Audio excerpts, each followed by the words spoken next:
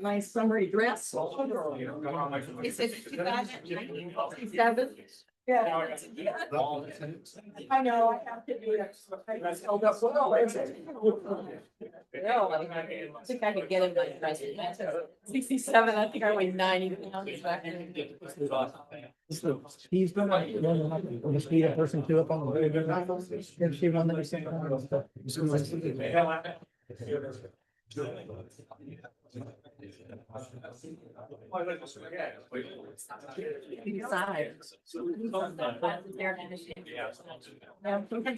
I got something, huh? No.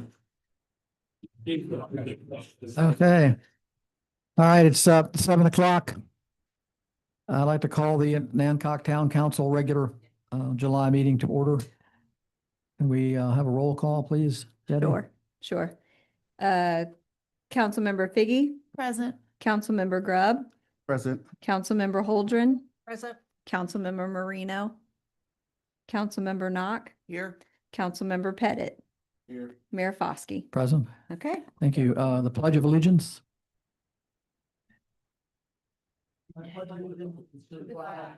United States. One nation, under God, indivisible, with liberty and justice for all. I'd like to thank everybody for turning out, another good turnout. And I'd also like to welcome our newest council member, Ashley Pettit, is here on my right. If you all have not met him.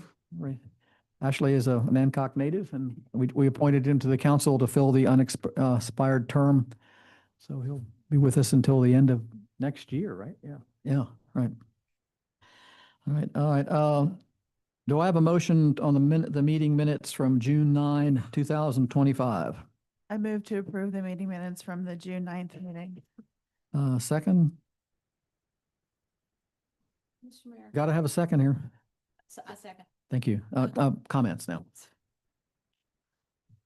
If we correct and we don't have the right Word or PDF to open to see what the corrections are, then we don't know. So I'm just wondering, is there a way around that, Debbie, that we could? I don't know what some of the corrections were. I thought everybody was doing the reply all for the corrections, correct? A couple of corrections that came from this lot that it was reply all. I'm not sure what do you mean PDF? I don't understand your question. Well, it's Councilmember Holdren went out, I think today or yesterday, and said that she was not able to see it on whatever you sent it on. For corrections. I had done it in track changes and I couldn't see it in what I sent. I get, my question is, are we seeing the corrections?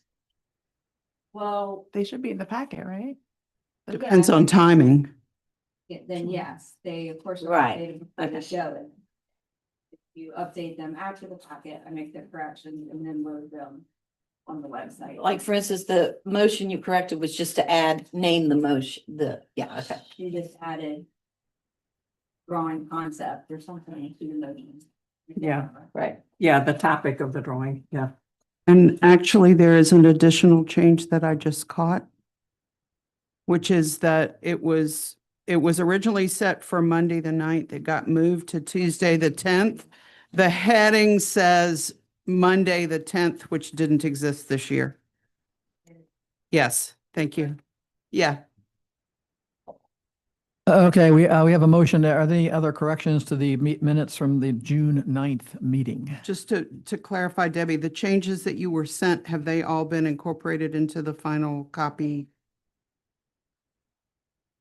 That is not in the packet. The cities came through over the weekend. Okay, So, yeah. thank you. All in favor? Aye. Opposed? Carries it. Okay, I need a motion to vote on, accept the minutes from the meeting on June 23rd, 2025. So moved. Second. Okay, go ahead.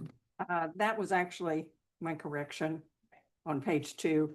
I changed it from Councilmember Holgren moved to approve the concept drawing. The topic is the tree board. To add the town square concept drawing, just to clarify. And so that's the one I sent over the weekend. Any other corrections here? All in favor? Aye. Opposed? Okay, that one carries. All right, and finally, I need to accept the meeting minutes from the July 1st, 2025 meeting. So moved. Second? Okay, thank you. There shouldn't be much discussion on that one. There wasn't. He's here. He's here. All right, all in favor? Aye. Opposed? Okay, thank you. All right, the next item on the thing is a joint public hearing with the planning commission. So if the planning commission chair would take roll call, please. Calling the meeting of the planning commission to order. Then I have a roll call. Debbie, do you want to do it or you want me to do it? Okay. Commissioner Adler, Commissioner Holdren, Present. Commissioner Labadie, Commissioner McGowan, Commissioner Temple, Commissioner Weitzel, and Chairperson Greer. Okay, you're. Okay, I'm going to open the town council joint hearing is now open. Our public hearing. Mrs. Greer, you want to open yours? Public comment on the bylaws proposed, the revised bylaws proposed by the planning commission, to the town council for inclusion in the town code. I'll also make a note that this was a process that we worked on a few months ago, and we actually did not think that this had to go through this process. And then there was a sense, I'm not sure where it came from, that we needed to get final public, but get final approval from the town. The color has to have a public hearing, yeah. So, Debbie, do we have a sign up sheet for the public hearing? Or not, we didn't do one. Okay, anybody want to speak on this? Raise your hand, please. We're approving the bylaws for the planning commission. We get a chance to see it? They were in the packet. Yeah. Yeah. Yeah, they came out earlier in the week. Yeah. It's a, yeah. If you look at them, and you're welcome to comment on them if you see a change. They are procedural in nature.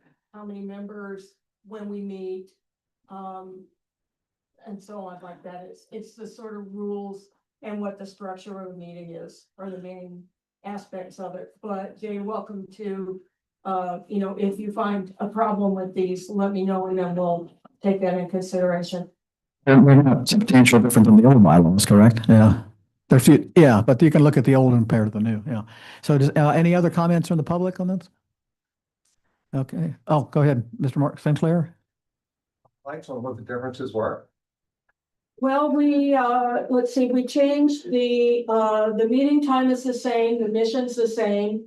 What we did was we revised the attendance policies associated with online attendance, so that we would be, compliant with state code.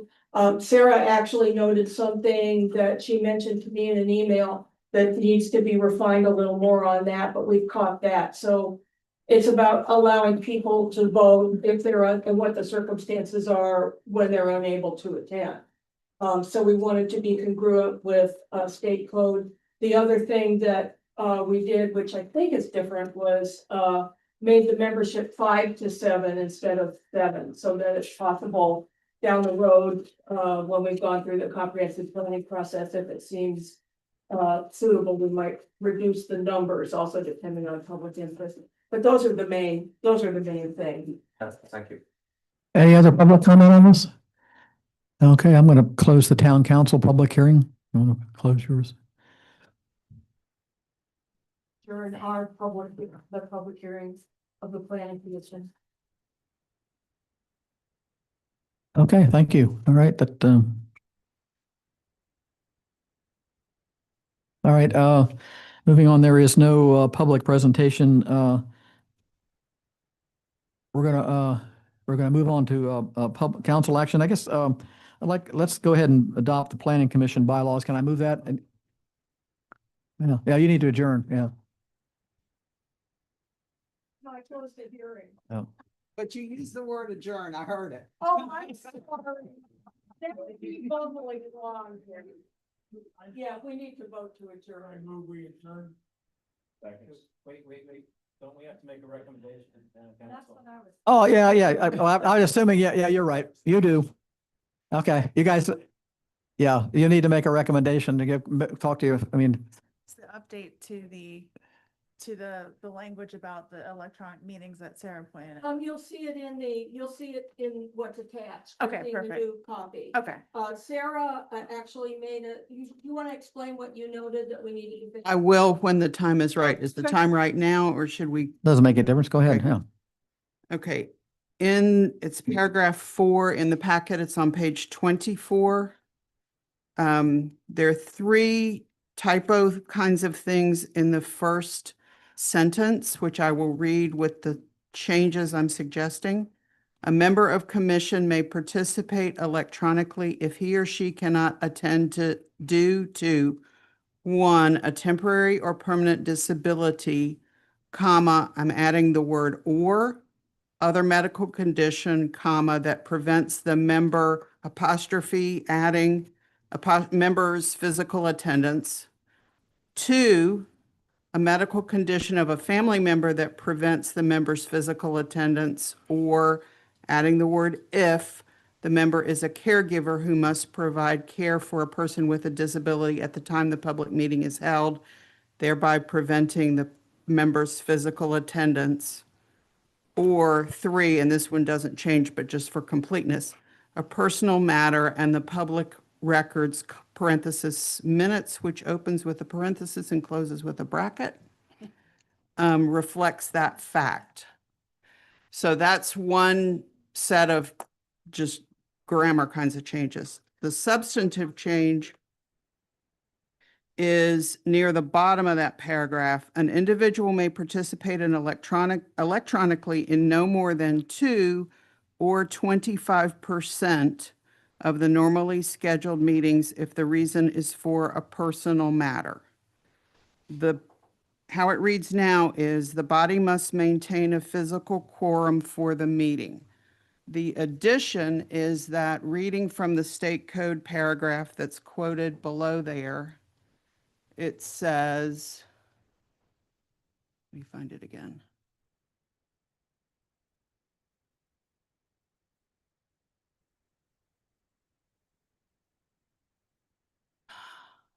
What it says, and I can't find it at the moment, is that if the reason the person is attending electronically is because of his or her own or a caregiver role, disability, illness, etc., then that person counts towards the physical quorum. So only if you are absent for a personal reason that's not related to your own medical situation or caregiving are you limited in how many times you can attend remotely, and whether you count towards the quorum. And when I was talking with Matt earlier today, he mentioned that he thought that this language came from the from the council ordinance, which suggests that that needs revisiting I agree. as well. Yes. Yes. We struggled with some of this, I know, we were trying to figure out. Yeah. Yes, So- I agree, Sarah. We definitely need to look at the council ordinance. So that any Did I explain that adequately? Are there questions about it? Are we clear on what the change, that further change needs to be? Is that, I want to make sure that is that part of your recommendation as well? Is that something? Well. Yeah, Need a motion okay. on it ourselves, so what we need to do now is make Okay. a motion to accept these changes. Yeah, and I'm not sure what the process is. I have one comment about the amendment process. On the last page, page 25, that it reflects this hearing process. And that, to amend these bylaws, the commission shall hold a public hearing, make a recommendation to the town council shall hold a public hearing. And final approval. But right now, it doesn't have to say anything about that. I had the same one. Well, only if we're going in, only if it's gonna be part of the town code. Right. So if it's not part of the town code, you don't have to have a public hearing, but if you want to have one, that's Why fine. are we having a public hearing? Because it's part of the town code. And there's some question about whether all this needs to be actually in the code or not, but that's a discussion for another time. Well, that's why we're here then. Well, Yeah, that's why you're here now. doesn't that enable us to track it if it is? I'm not, if I'm it's- not, I'm not, just but they're, yeah, questioning. but that's why we're here, because it says it's just a part of the code. Change that one. And also the section on amendments apply with public hearing process for the planning commission. Also, You guys had to vote on that, yeah, yeah. All in favor? Okay. Okay, so we accept the amendment. And then we need to make a motion to recommend a code to town council for approval. So, well, I thought yours was the amendment, just the amendment. Or was it Well- accept the whole, well, okay. I did have my hearing years on it. Okay. So you have added, it's not in here that if you need a public hearing to amend these bylaws. That's not in the current thing we're looking at, right? Okay, so you just put that in. Is everybody clear on that? Yeah. Sarah's changes. Yeah, we got Sarah's changes. Okay, so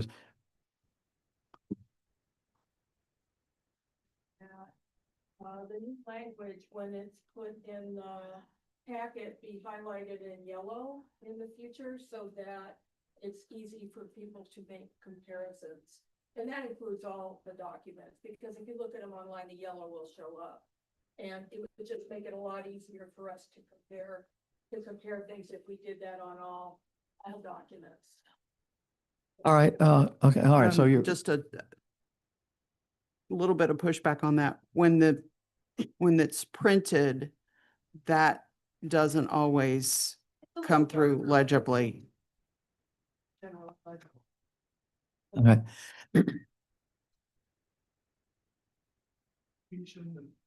Yeah. Everyone Jim's knows got- that Jim's motion was, So Jim's motion included approving the bylaws with the changes. So does that assume is a final one, or do you want us to do it? Oh, that's fine. I think we're okay with that. We got the two changes. All right, thank you.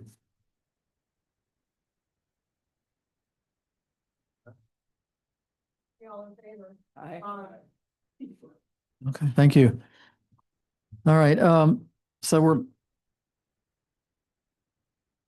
so to keep us kind of on the same track, motion to adopt the planning commission bylaws, do we want to see a clean copy of that? Or are we happy with the way, oh?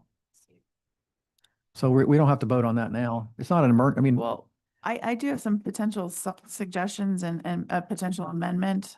So I don't know if you want to do it as, well, I didn't know which was the appropriate time when we review it, or that's why I didn't want them to go anywhere either. well, that's a little, okay. If you've got a substantive amendment that we know about it first.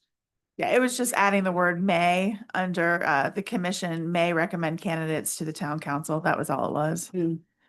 Which, What is And that is page 23. what is that? Where is that? 23, number 2 says, We don't need to. okay. And then, If it's substantive, then I'd like. us no. to see it And the only other thing was making sure we update the date for when it was adopted. first. Okay, thank you. You're welcome. Sorry.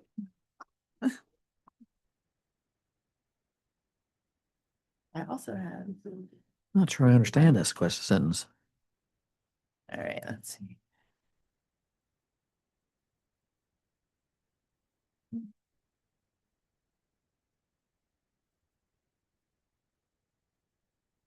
Okay, so we're gonna, Matt, we're gonna get a clean planning commission, get a clean copy and then we vote on this next time. Okay, all right. Next item, we got that one. The motion to appoint a council member to sit on the Welcome Center Committee. Does anybody want to volunteer to do that? Huh? Well, since I brought this up, I was really hoping that one of our new members would volunteer since the rest of us are on other committees. Would either of you be interested in participating in this? Yeah, I'll do it. Oh, of course you do. Yeah. I make a motion to put Omar Grubb on the Welcome Center Committee. I second that. Well, I mean, I think it's going to be a little bit of work right now, but once it gets up and running, it should be less, right? Yeah. Yeah, it's going to be some work right now, but yeah. All right. Okay, do we have a motion? We have a second on that? Yes, Joy, second. All in favor? Aye. Aye, opposed? Okay, thank you. Laura. Okay, thank you. All right. A motion to adopt the ordinance Article 4 transient occupancy tax. In the past, we've discussed allowing public comment on any kind of council action. So if anybody would like to make a public comment now on the transient occupancy tax, we've been looking at this several times, several last 3 or 4 meetings, and this is we finally have a clean copy in the packet. Does anyone want to make a comment on the new transient occupancy tax? We're going to discuss it in a minute, but it's in the packet. It's mostly, it has to do with the new Airbnb regulations from the state, how we get our money, basically. It's not any substantial changes to how we regulate Airbnbs in town. Okay, so, Although there is a rate change. yeah. Okay, so do I have a motion to adopt ordinance Article 9, transient occupancy tax? I move to adopt the transient occupancy tax ordinance, or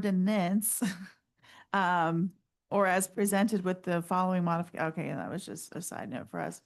Ordinance replacing the current ordinance found in Article 4. Second. Discussion on this? Is everybody happy with the copy we have? Yes. Any further discussion? Have a roll call vote on this, please. Councilmember Figgy, Aye. Councilmember Grubb, Aye. Councilmember Holdren, Aye. Councilmember Marino, Aye.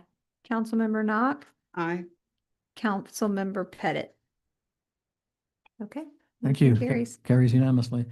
All right, the 2 more things. I'm going to go to E first here. The motion to change the Ancock personnel policy for Ancock. There again, that has to do with overtime for our police department. That again is in our packet. Has to do with overtime for them when they do special grants from the state. If anybody would like to make any public comment, if any aware of this now, please raise your hand. And it's in the packet again. It's sort of a complicated issue, but it's I think Matt's going to explain it in just a second. Yes, go ahead. Can you come up to the front, please? You're going to have Page 40. page 40. Yeah. Hi, I'm Ann Quigley, and I was at the last meeting where this was discussed. And I just want to confirm my understanding, because it is a little convoluted. Yes. So my understanding is that we have a grant that when police officers perform activities eligible to be paid for this grant, they are paid at an overtime rate. Currently, if they meet the overtime definition of in excess of 40 hours or 80 hours in a biweekly pay period, but that the proposed change would pay them an overtime rate even if though they're not really working overtime. I think you've nailed it. Yeah, I think that's pretty close. But they're going to get paid by the grant for even if they didn't accumulate more than 80 hours. Yes. Okay. It's a grant. It's not coming out of our pocket. It's I know, I understand. Yes, that's pretty close. Yeah, thank you. So can I ask 2 questions? Sure. Yeah. So I assume, but I want to make sure, that this is permissible under the provisions of the grant and that the grantor is okay with this. Yes. Yes. Yes. I think that's really odd. We So you don't need to write that down. yeah. And so there are other municipalities, jurisdictions that do this sort of thing? Is the chief here? According to the chief, everybody on the shore does it. Yeah. Yeah. Yes. Okay, good for them. Yes. Yeah, I think the grantor is aware of this. Yes. Okay. All right. Any other comments about this? Okay, close that. So, do we have a motion to accept the change in the personnel policy? I'll move to update the personnel policy with the overtime language for grant funding for the police department. Do we have a second? Second, Discussion? a question. On page 40, it looks to me as if the two paragraphs of the current policy are the same as the first two paragraphs of the requested amendment. And the substance of the amendment is the addition of the special circumstances at the bottom of the page. Is that right? Right, the That's first two correct. paragraphs are the current policy. The first two paragraphs appear twice. Yes. Yeah. Right, and that's current policy, and then the amendment would look like this. Yeah, including and I that. just wanted to be sure there weren't any changes I was overlooking. Yeah. See Joy's previous comment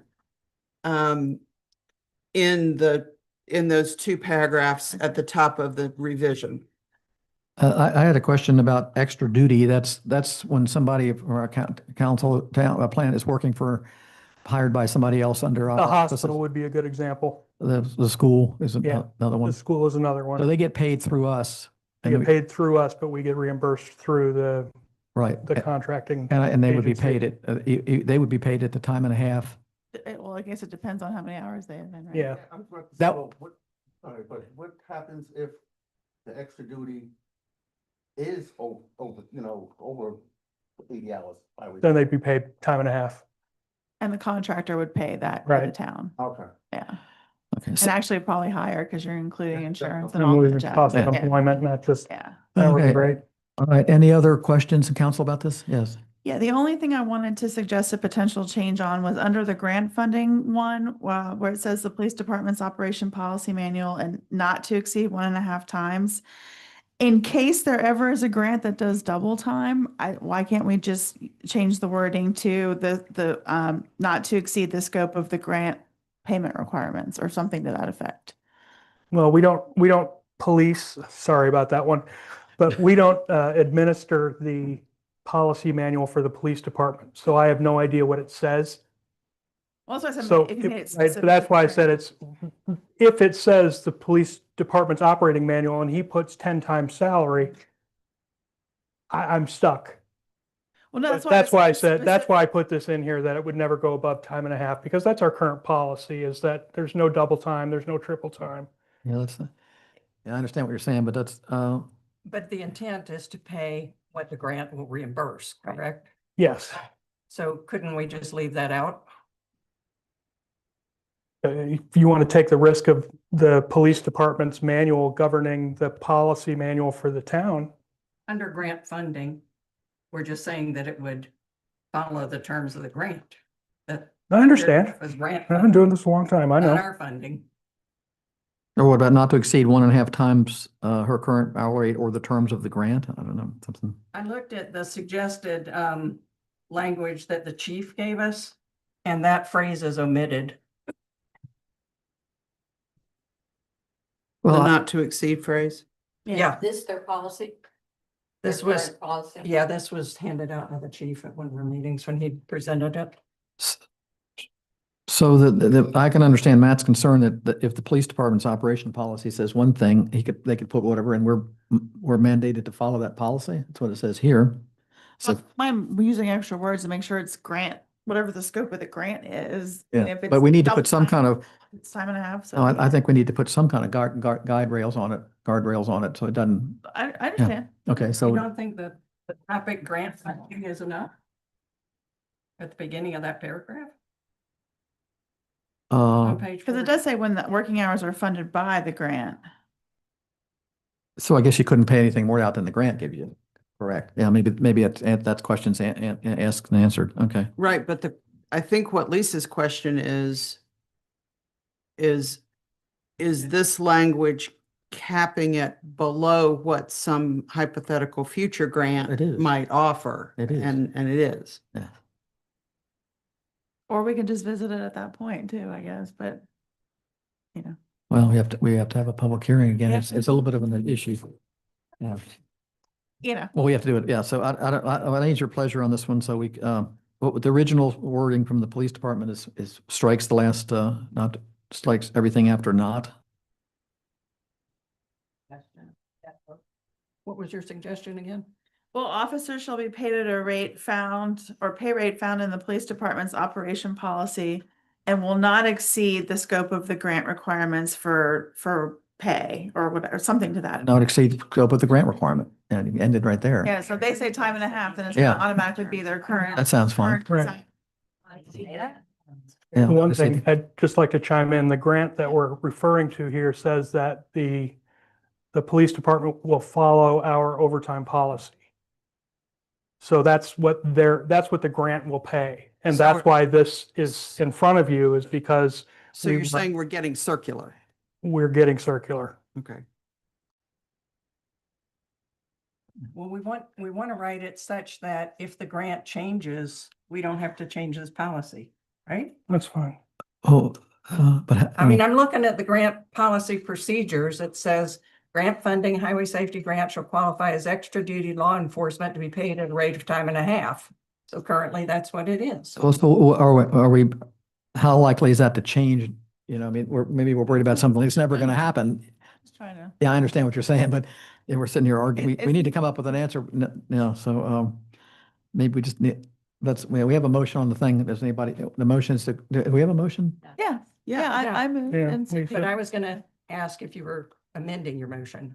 Because Well, I wanted to see what the temperature was, because it's not something like I want to live or die on. It's something I was just a thought to be more mindful of potential future scenarios. All right, well, let's, we have a motion, we have a second. Let's have a vote on the present motion without any amendments. need to understand the motion. The motion is accepted as written. She didn't change anything. I didn't change any of the motion. That was number 3 on the sheet Matt handed us. It's with the sentence that says no. not to exceed 1.5 times down, Where are we? Page 40? 40.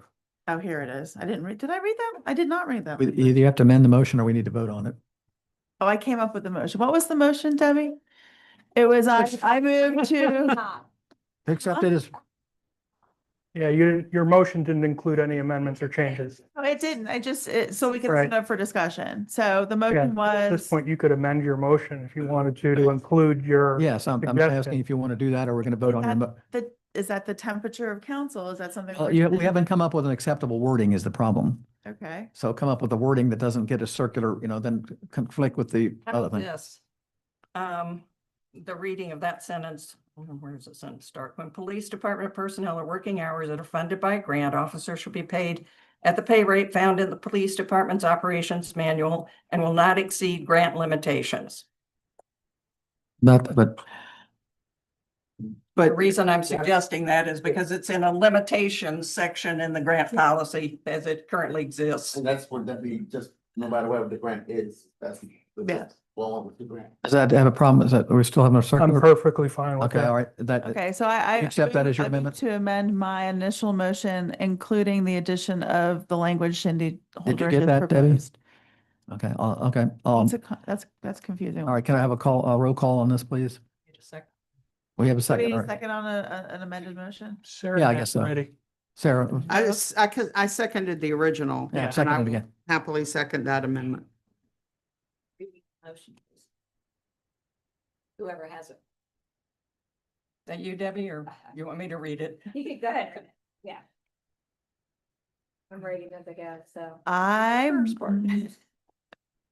make a motion to amend the sentence, amend the suggested language under the grant funding and the personnel manual to read, when the police department personnel are working hours that are funded by grant, officers shall be paid at a rate found in the police department's operation policy manual. And will not exceed grant limitations. Here, here. Okay, everybody clear on that? Yep. Okay, can we have a roll call, please? Sure. Councilmember Figgy, Aye. Councilmember Grubb, Aye. Councilmember Holdren, Aye. Councilmember Marino, Councilmember Knock, Aye. Councilmember Pettit. Okay. All right. Okay, and the final, council action is this motion is to prepare for a public hearing regarding, participation, appropriation of funds. And since we're going out for public hearing, I'm not going to do public comment, but I'll turn this over to Sarah. She's going to outline this.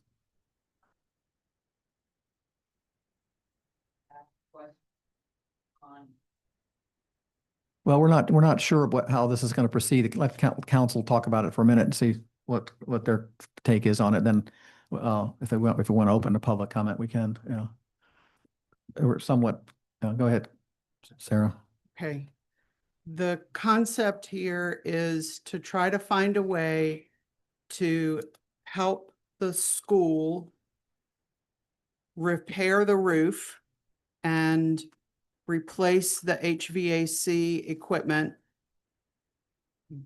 based on the presentations that we heard last month at the meeting and the information that we were given then.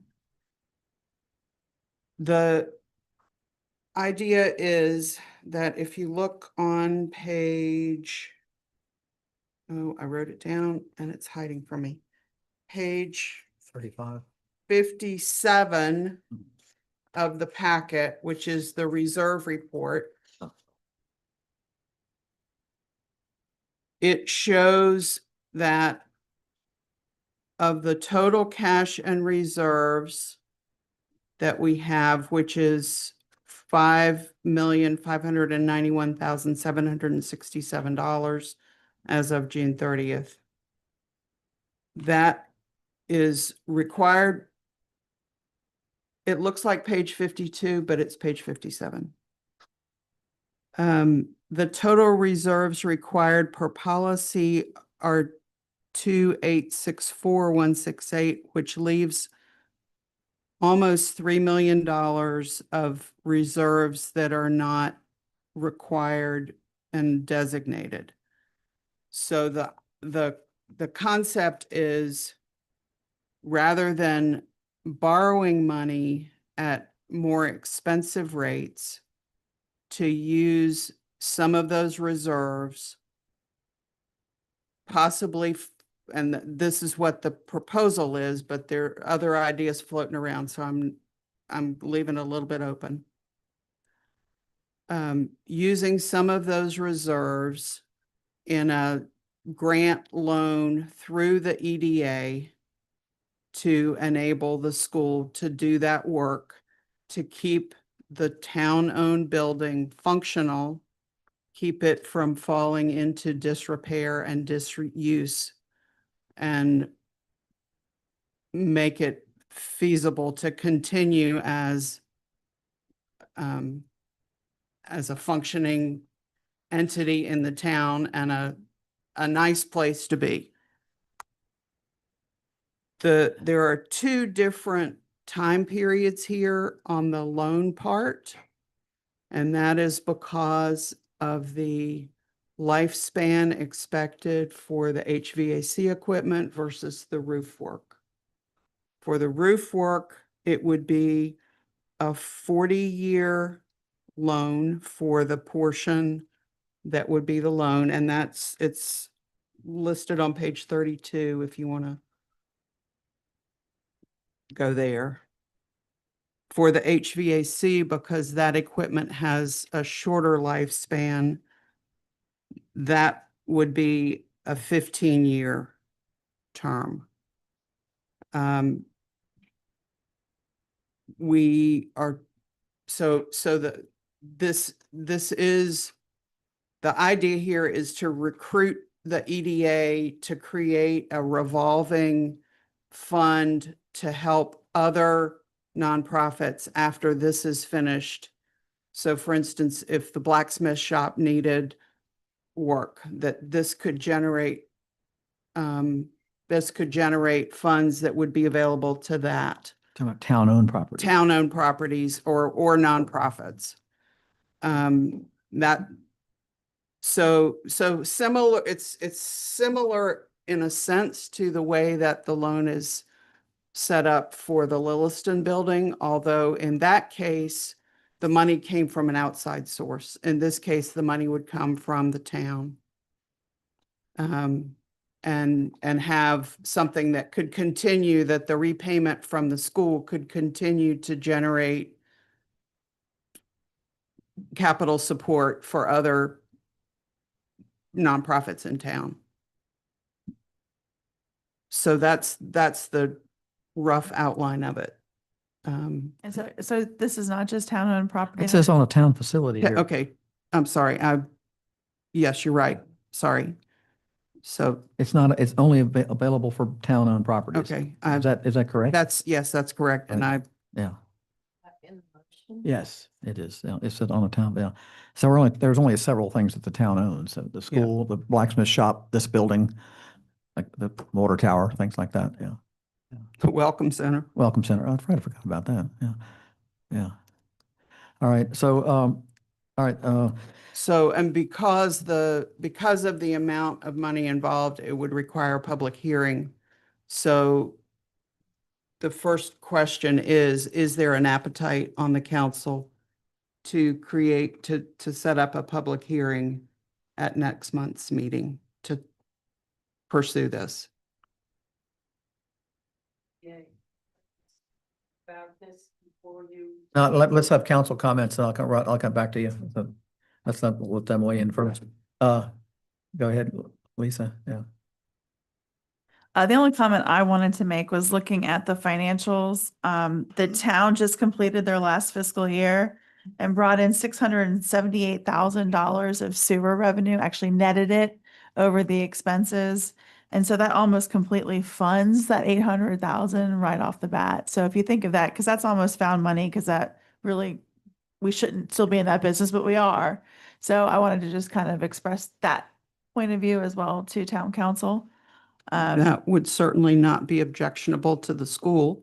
I also want to say that I do think the EDA needs to get involved as well to have this discussion be a little bit more robust. And agreed, we're in a sort of a little bit of a chicken and egg of how much was it appropriate to ask the EDA to lay groundwork if the council was not interested in going down this road, and we didn't want to ask the EDA to do a bunch of prep and then have it not go anywhere. So that was the dilemma.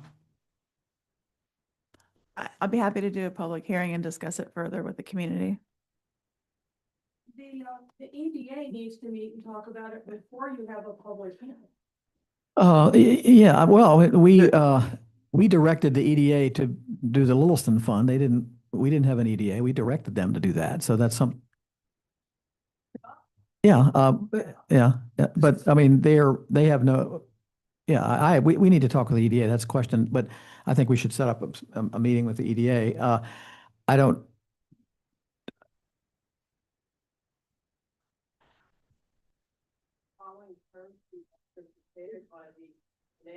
Yeah, in these terms, not necessarily, we have a lot of questions about how much. This is hypothetical. This is hypothetical terms, and we have a lot of questions about how much excuse me, I'm talking.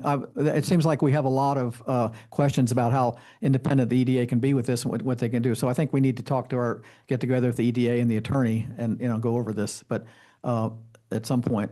I'll hear the other. Yeah, I'm gonna go, let's hear, Joy, you're next. 34 is our first EDA. Where then this continues for the next 5 or 6 pages. Where did this come from? Because the EDA did not meet, they met, they did not have a quorum. I think that was in June. And they're not scheduled to meet till September. So this has the stamp of the Hancock Economic Development Authority. Where did this come from? Yeah, I mean, I think it's just a hypothetical. Yeah. It's just a sample term sheet to show you what would be involved with preparing a document like this. I think we need to hear. some So EDA. at the bottom of the page, it says it's Yeah, hypothetical. I think, No, we do. You need to talk to them, yeah. $800,000 is a lot of money to me. And I think it is to most people in this room, especially when you consider that we operate this town on a $2 million budget. I think that a 80-20 split is a little overly generous. That, everybody needs some skin in the game, so to speak. And, I would consider 50-50 to be, And I know you want to jump in, but let me Okay. finish. 50-50 to be more reasonable. We were told that the pavilion would pay for the repairs for the school. Oh, it's not happening, or not happening now. We can certainly hope that it will in the future. I would like to ask that we consider doing one of these projects with amended terms, hearing from the EDA, hearing from the public, the taxpayers who are going to pay for this. See how that goes, and then we can consider the next project. I would also suggest that if the town is going to pay for repairs to the school, then the town needs to take a more active role in the school. And look at the budgets and more closely supervise how the taxpayer money is spent. I'm done. I'm going to begin with saying that I think I've made it clear in all of my public comments that I support doing repairs to the school because I believe its value as a community asset is huge. The mechanism, honestly, I could support the town funding it 100% or some split. So I would like to see further discussion. I'd like to potentially have a joint meeting with the EDA to hear their thoughts on such an arrangement. So I'm willing to hear any discussions. As always, we've drug our feet with this for 2 years, and I would like us to do something in the next few months.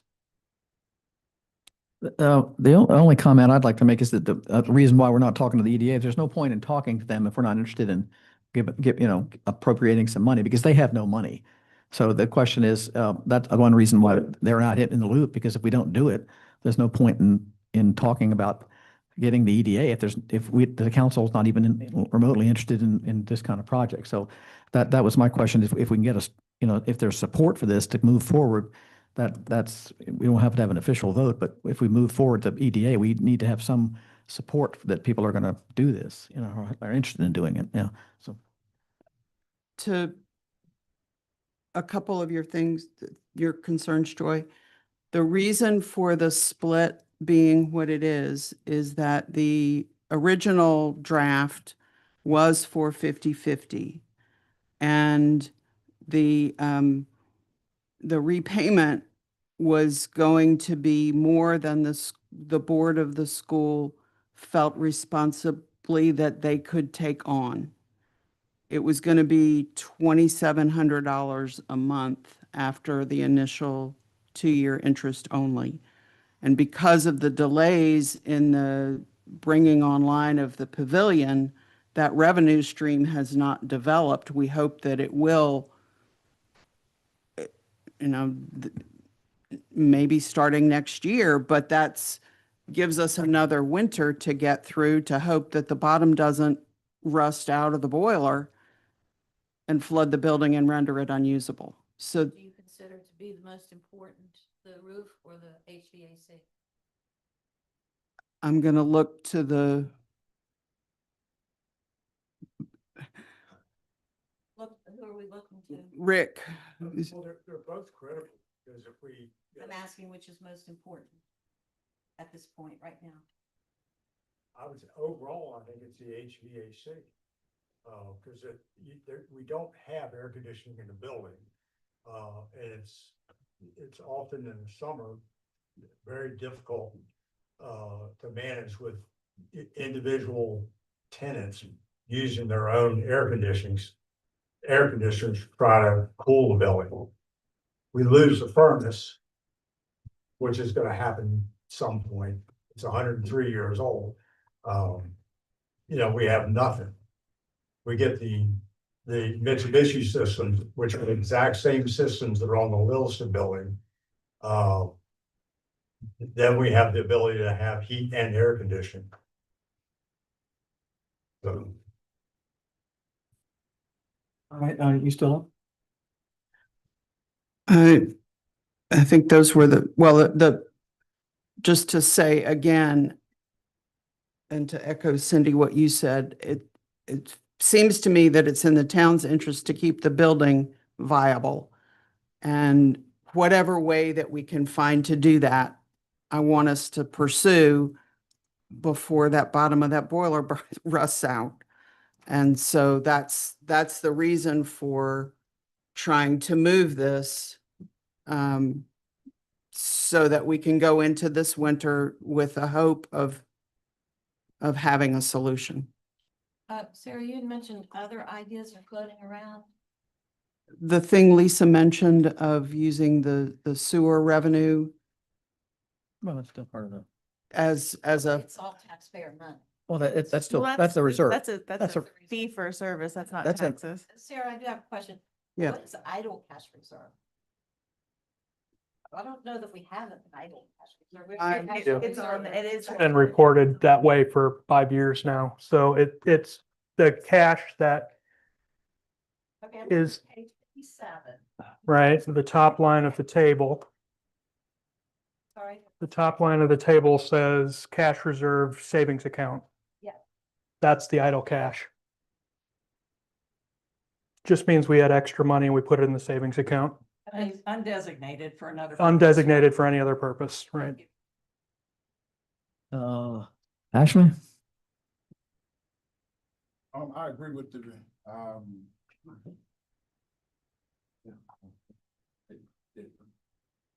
And then you gotta move it too. Yeah, I agree. I agree that funds do need to be spent on the building. I also think that, if I had a choice about which one was more important, I also agree with the gentleman from the crowd about the HVAC. And I do believe some more discussion would need to be had in terms of maybe which way we go about that and possible repayments and so forth. But I definitely think that, that we should invest in the building.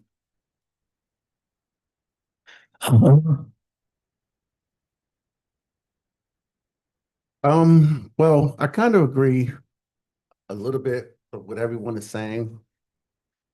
I do remember maybe my second meeting here, it was brought to the council that the council members, have never been to the school or something to that nature. I was talking, somebody said, and so I took it upon myself to actually go and do the tour. So I walked through the building upstairs, main floor, downstairs, the whole thing. How can I say this? Like I said, I do agree with Ms. Moreno that it is a lot of money for the taxpayers to have to pay back.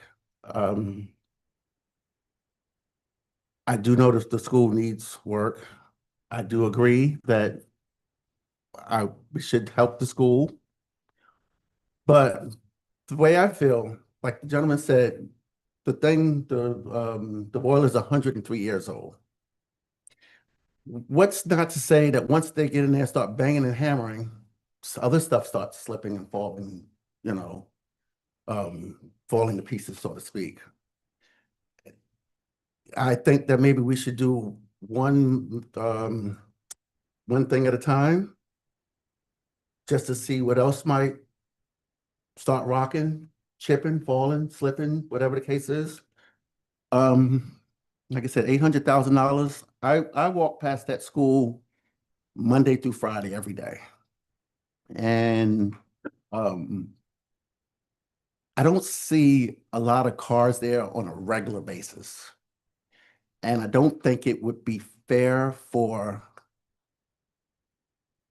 a majority of the town to pay back a lot of the taxes for something that they don't even utilize.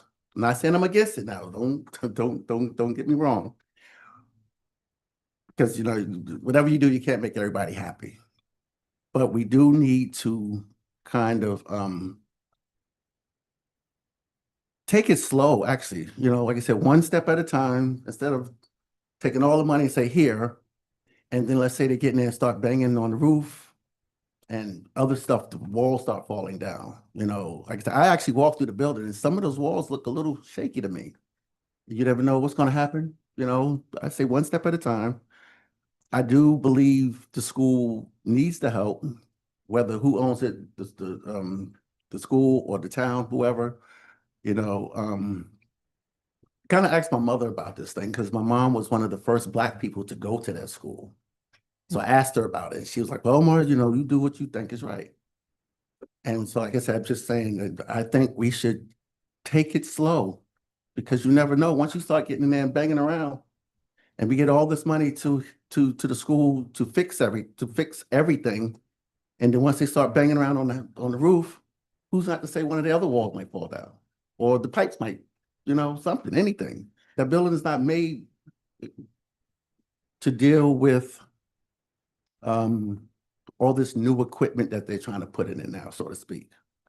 But we do need to talk about how much money we're going to give. I think it should be a better split, because if I'm correct, doesn't the school already still owes a little bit of money to the town for something? Yes, no, no, okay. But I think, like I said, the school does need help, but I think we should really kind of discuss on how much money we put ourselves into debt and put on the taxpayers' plate from the start. Just to clarify, there's not any debt from the town. I got you. I mean, I understand that. Yeah, I'm talking about the debt, this new 800. This would not be debt. Oh. Well, This is using excess reserves that the town has in the bank already. Gift. this is a gift. Yes. Yeah, there's no taxpayer, the taxes aren't going to go up because of this. Taxes have to pay, no. No. Well, I mean, yeah, there's there's other things you can do with $800,000. Yeah, Yes, yeah, that's yes. That's a lot A more. lot of things we can do. So, know. but the question is that nobody's taxes are going to go up because of this project. I still think, you know, there's Yeah, some other things that. sure. Yeah, and that's your, yeah. Because if, you know, when I came here, my thing was, you know, I'm looking forward to do things for the children, for the Yes. future when that comes. Yeah. They need something, Well, you know, we can work on that. a lot of children use that school. There's soccer fields and the playgrounds, and you can put, disc golf Like I courses, said, let's put more stuff out there.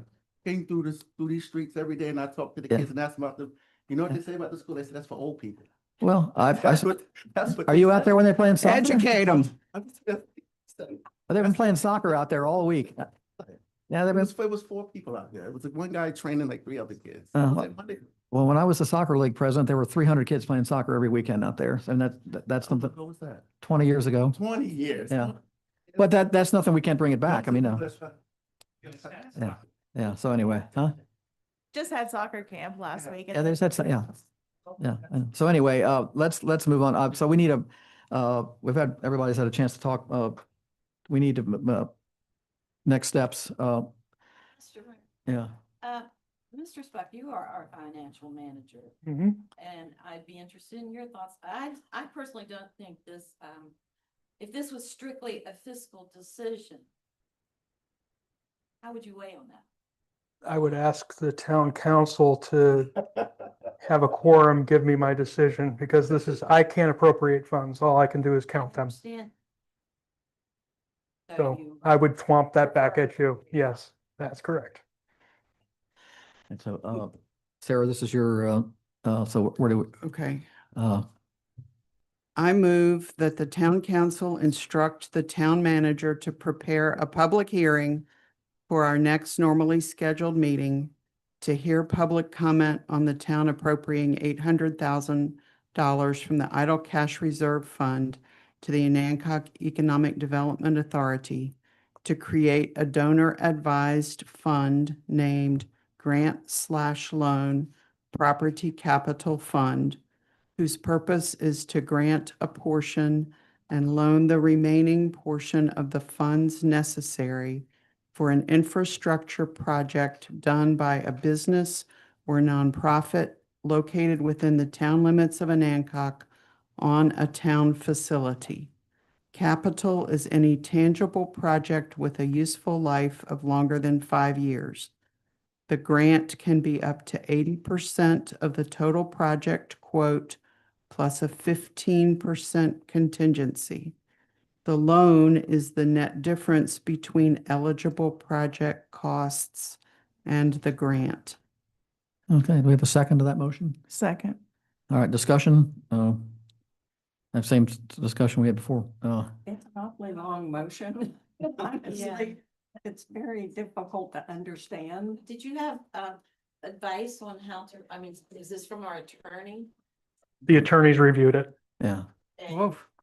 we have an email from the attorney saying he approves this motion? Yeah. Can you share that? Attorney said not to do it. Excuse me, you're out of order. Thank you. Excuse me, you're out of order. I'm sorry. I'm not gonna, go ahead. I'm sorry, you're out of order right now, please. Yeah. Not yet, please. I don't know what else I can tell you. Because she's just standing up in the middle. I'll let her comment.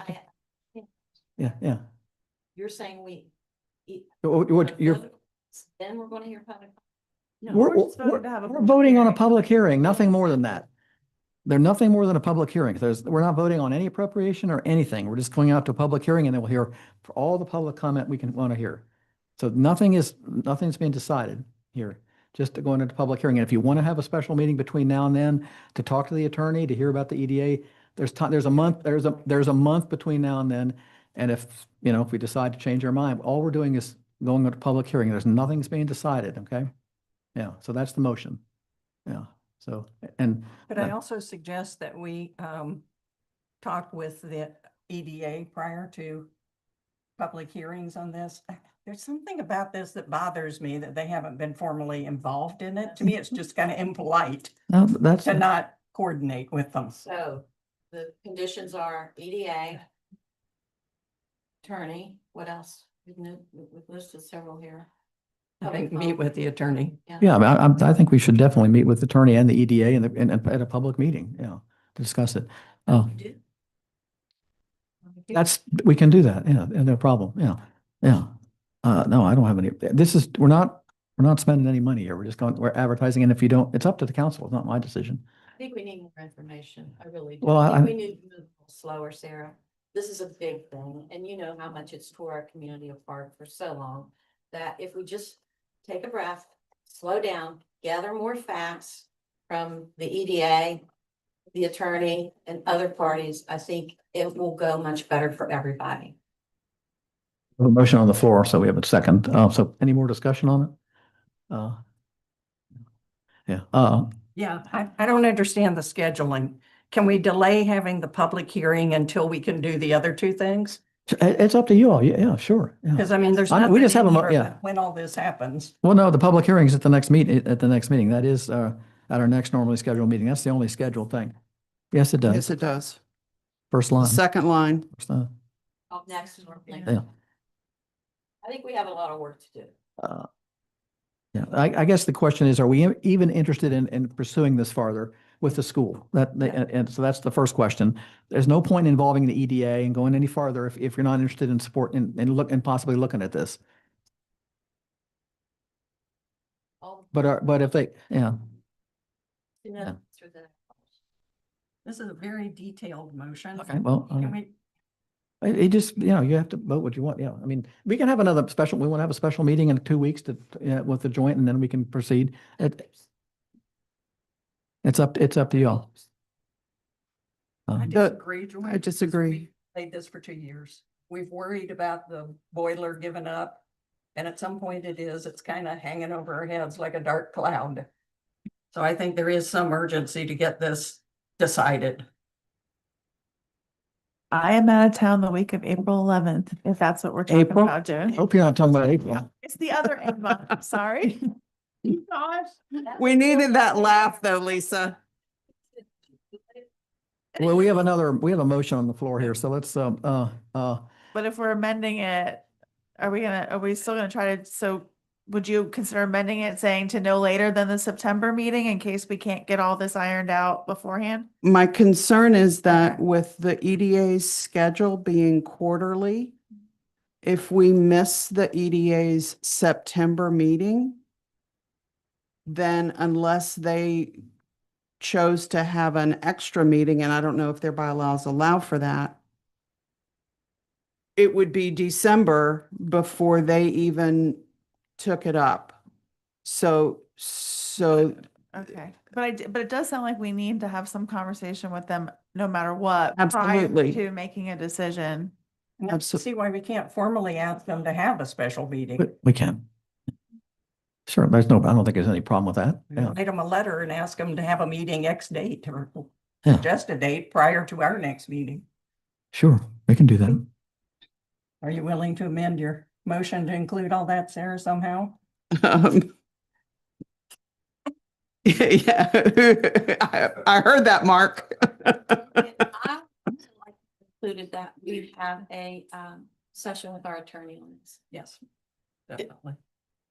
Okay, so in addition to the request to the town manager to prepare a public hearing for the next scheduled meeting of the council, which is August 25th, also to say to endeavor to schedule a meeting with the or meetings with the EDA and the town attorney between now and then. Is that? Isn't he on vacation for the next 2 weeks? Mm-hmm. Yeah, that's gonna be a problem, I think. Yeah. Well, Well, then I suggest we delete the part about their next normally scheduled meeting and hold a special meeting for a public hearing in between the August and September meeting. That's on vacation. It's on vacation. I'm not going on vacation. I never go anywhere. attorney. Hurry. That's the next, well, Yeah, right. we need to have we need to have a meeting with the ADA and the attorney before we have a public hearing. That's a separate thing. Yeah, so let's have a meeting. And so we just need, the only thing in here, it's Sarah's motion. The only thing in here is it says at our next scheduled meeting. So you need. I was gonna say no later than, and then hopefully we can get the EDA to meet before their next meeting to discuss this one particular item. Cause I think there's a lot to iron out on that side of the equation. Okay, so no later, public hearing, no later than the regularly scheduled September meeting? Well, you don't have to ask it. That's it's your motion. Yeah, I know. Trying to accomplish. Trying I know, I understand that. state what Lisa suggested and be sure I heard correctly what she was saying. Does that make sense? Yeah. Okay. So it leaves it that if we can get everybody together to have those additional meetings and get everything ready, it might still be at the August meeting. And if not, it would be at the September meeting. Okay, all in favor of that motion then? Any discussion on that motion? All in favor of that motion? Aye. Opposed? So we got 2 months before we're looking at okay. Oh, Explain it to me. We're going to meet with the EDA, we're going to meet with the attorney, yes. then we're going to have a public hearing. Yes. Well, the public hearing, well, the latest, it'll be 2 months from now. Yeah, right. And we're gonna meet with we're gonna have several meetings before that with the EDA. And there'll be at least three times for the public to comment on this. There'll be one this evening in a few minutes. Well, this in about 10 minutes after end of first meeting in today, and then at the next scheduled town meeting and at the public hearing. Yeah, and at any special meeting we have, well, I don't know, it's up to us, but there's 3 more shots for the public to comment on it. And we don't even know the details yet, so I don't know who, yeah. Huh? Yeah, so I think we need to get the details and, but, yeah, okay. So, all right, that's done, okay. All right. Council discussion? There's none. Committee reports, Planning Commission, Cindy? Yes, the planning commission did meet on July 7th. On the zoning change application, we took no action. there was a agreement that the applicant will resubmit and restart the clock, so we have a little bit more time for us to review the zoning. Zoning application. When is it? Let's see, what's it called? The Eller You're talking about parcel? Eller parcel, yeah. Uh, As you're coming in town, the property, the first, right when you see the, welcome to Nancock, that field right to the right. Where the turkeys are. How many acres is that? any song? 20 some acres? Yeah, yeah. To be rezoned from to what? Business, business highway. R Business highway to residential. R2. The R2. Well, it'd be R2, and then we'd probably have to come up with a different zoning enumeration for height or density. But the planning commission hasn't made a recommendation on that, right? No, they have Yeah. not. Okay, right. Haven't acted. And then we heard a presentation from OBCA about their activities, which was very good, very helpful. Talked about our responsibilities on the comprehensive plan, and that was about it. Any comments for Cindy about the one? Okay. You guys are doing good work. ADA, you guys didn't meet. We have not met. Community reports on Hancock Main Street, is that? Actually, I'm gonna have Maggie come up and do it, if that's okay. Maggie Grant, our program manager for Nancock Main Street. Hi, my name is Maggie Grant. I'm the program manager for Nancock Main Street.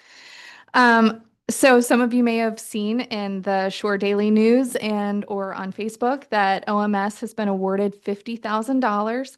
This is the Downtown Investment Grant from the Virginia Main Street program. So we're very excited about that. The project has several components, including a public-facing exterior improvement grant that will go out for the downtown commercial buildings. We'll have more information go out as soon as we have it. And there's also going to be an educational program for business owners, managers, and entrepreneurs, window displays for vacant storefronts, and implementing our Open for Business plan. So this, the whole program is really supposed to help with retention, revitalization of downtown Onancock. The second part is OMS submitted a VTC micro business marketing leveraging programming grant. This is a marketing grant that's asking, the max amount was 5,000, so we asked for the max amount. And this is during the shoulder season. And so what we would do is promote our Valentine's Day promotion on our website, where we ask all of the businesses and restaurants, retail, to come up with promotional things that we promote on our website. And so we create the page, and then we direct people to that page via social media, newspaper, radio, and digital banners.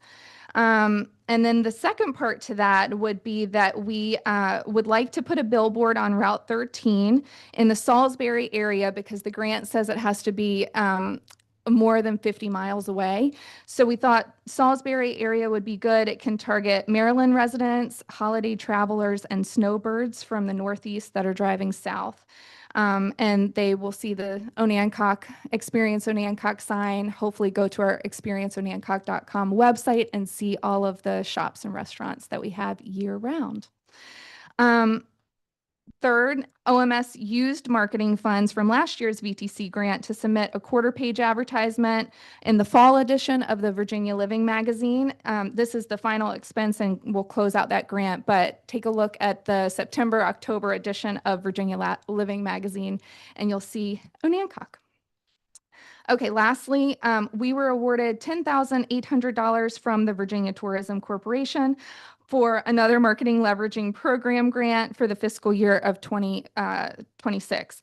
And this is for the whole year. We applied for the full amount of $20,000, but there was an abundance of requests.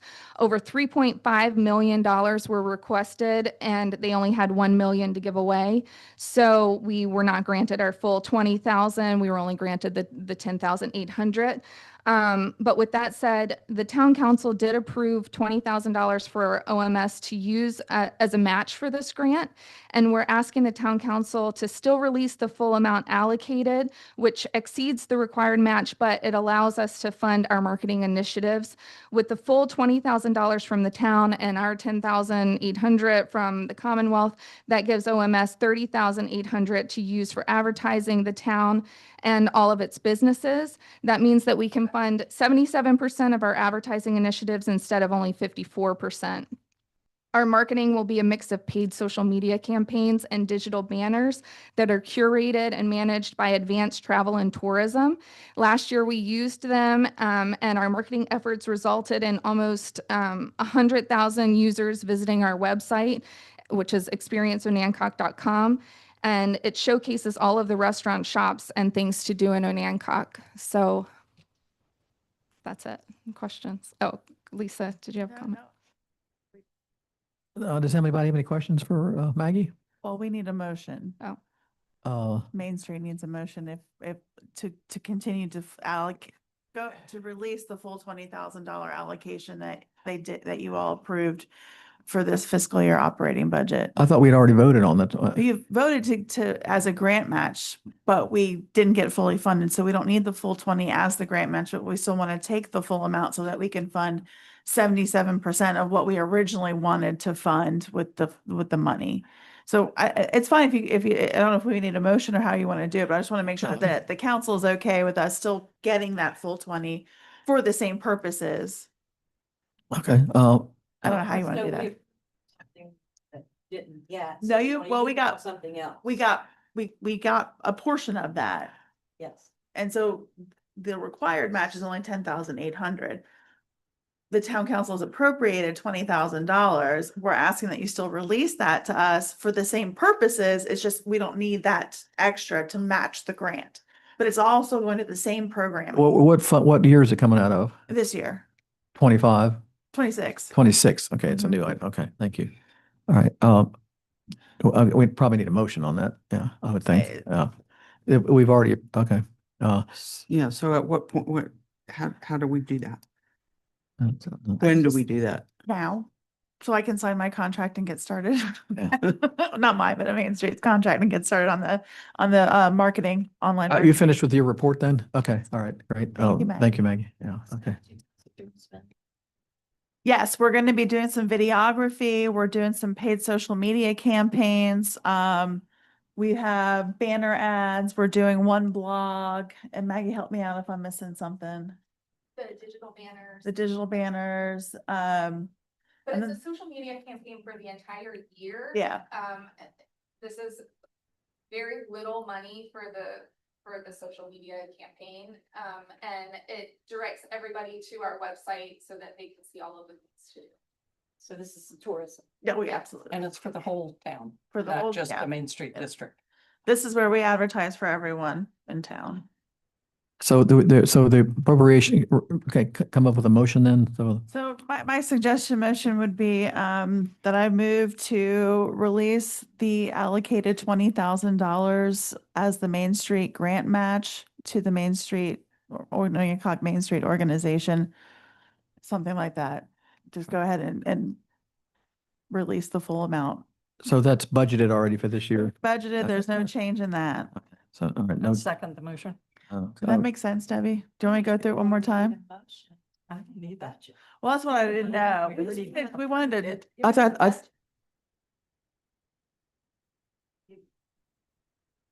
It was the grant we budgeted for the maximum. right, yeah, so, So then we Yeah. do need a motion. yeah, so we need a motion. Let's make it, yeah. That's fine. Okay, we have a second. Any discussion? Seconded. Any discussion? All in favor? Aye. Anybody opposed? Okay, all right. Carried. Okay, thank you very much, Maggie. Thank you. Historic Nancock School? Updates, going in chronological order. The ice cream social on July 3rd was another big success with the band, the food, the ice cream, the music, the clown. And I'm not sure if there was a count of how many people, but it was a lot of people. And so thanks to everybody who helped with that. And and let's keep on going. This past Saturday was the soft opening of the pavilion with over 300 people coming to listen. Big thank you to Southern Fog Band for providing their services for free and to all the volunteers who helped make the evening special. The official grand opening is scheduled for September 19th. Is that right? Friday. Friday night, September 19th. So there will be more details to come on that.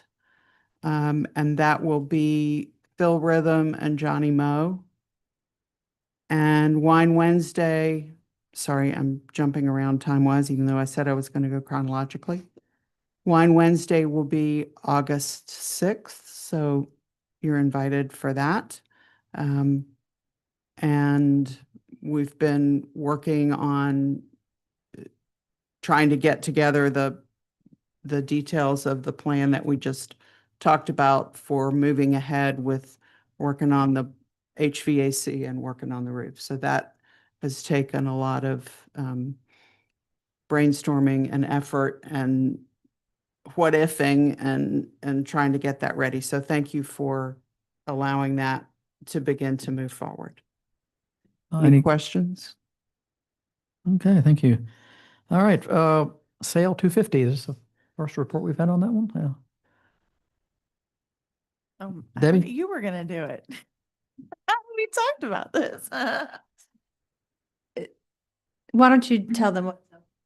Okay, so the America's birthday, 250th birthday is in 2026. Norfolk Fest Events does we're one of their affiliate harbors to bring in tall ships for the Sail 250 event.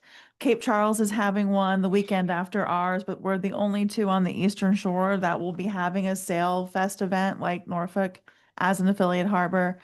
We have scheduled Lady Maryland to be at our location.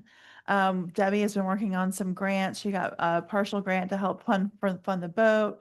We're looking at doing a marketing grant, which is a 1-to-1 match up to $20,000. But $10,000, excuse me, for a total of 20, which we'll be applying for in the fall. But we're going to have receptions with the crew on the boat, the captains. We're going to have people can go on and tour the boat. Potentially you could buy a cruise for your company on the boat. So we're kind of working out what we're going to be doing. We're talking about the school is going to be doing some events as well around that time. I think they're going to have, and we're talking about fireworks as well. And this is the weekend of June 11th to 12th through the 14th. So they'll come in Thursday night, but they'll be here Friday, Saturday, Sunday, and then they'll debark, I guess is the word, on Monday. We will need community support in terms of volunteers and money. We will be fundraising. The town has appropriated $50,000 for us to put this on. I estimate it's going to take at least $100,000 to accomplish everything to make it a really spectacular weekend-long event, which the town has not seen since 2012 for their last Harbor Fest. So we might be reaching out to you as a heads up, all of you, in some form or fashion. But we're really excited about really making this a tribute to America as well as Onancock, which is almost 100 years older than the nation. So that's kind of, did I miss anything, Debbie? Okay. No. Okay. One bit of follow-up, I just noticed when I was looking at the calendar that the final day of it is Flag Day. So Yes. that's kind of extra cool. Yeah, very cool. Thanks, So Sarah. we're So we have a committee, right, that meets, so. Yeah, so the committee right now is meeting once a month, the second Friday of the month at 9 o'clock here. And that's Lisa, myself, Corey, and a few other, Bill from OBCA. So And anybody, Hillary Hartnett will. oh, right, Hillary. So anybody's welcome. And Fletcher, and Fletcher wants to come, but I keep Okay. getting to. I'm easy to invite forget. him. So, and Fletcher. That's right, thank you. I've So not the seen next- you there, though. They're The pub- next meeting is August 8th. And they're public meetings. Anybody's welcome. Yeah, so, but just know if you come, you're gonna get asked to do something. So Miss- And if you're interested in volunteering, let us know. I mean, Yes. we're trying to come up with the programming sponsor. for all kinds of stuff and to be a sponsor. So we will be getting something out there as well. All right, thank you. Okay, you. on to public comment. Jay Miller?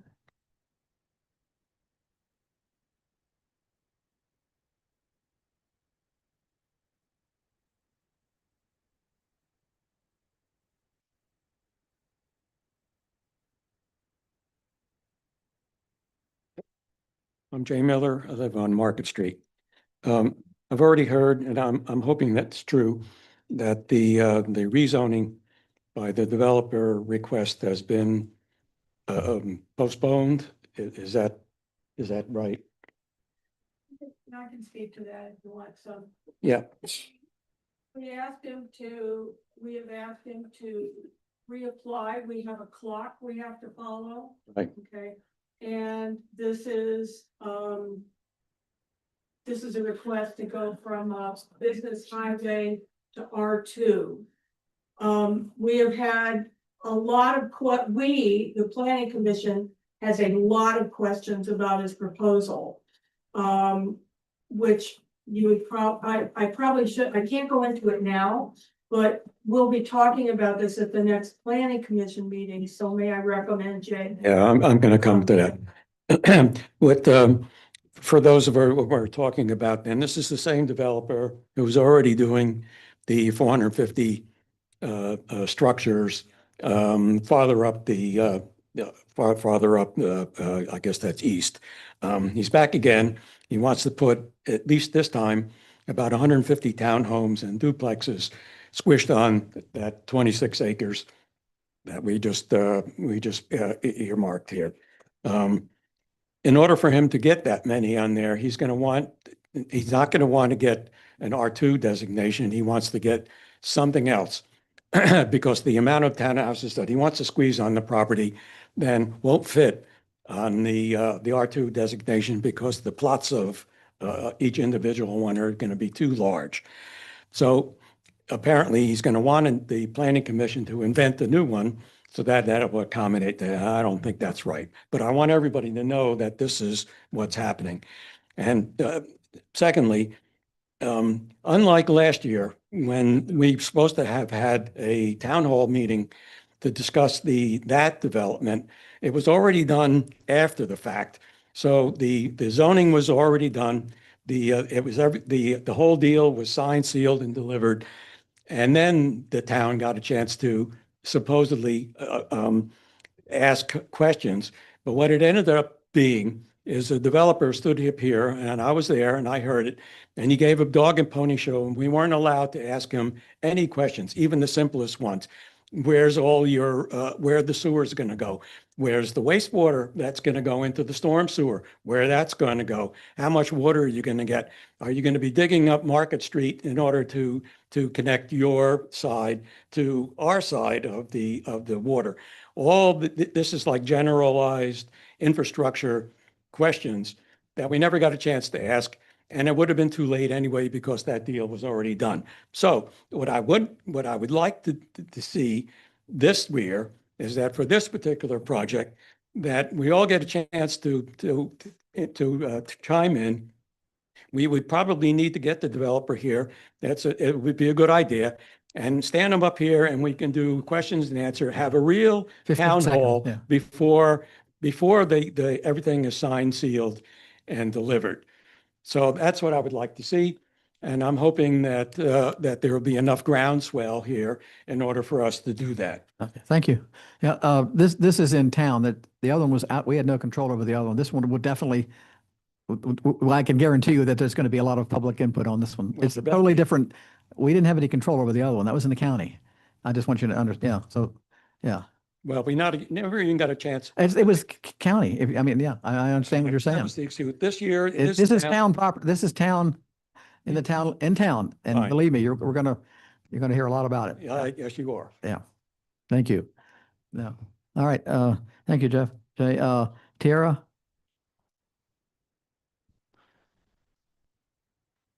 Hi, Tara Tracy from Ames Street. So tonight I want to talk about mosquitoes. Mosquitoes are a part of our everyday life on the Eastern Shore. They are inconvenient and annoying at times, and some species carry infectious diseases such as West Nile virus and Eastern equine encephalitis. However, they also serve as an important food source to our pollinators, birds, and fish.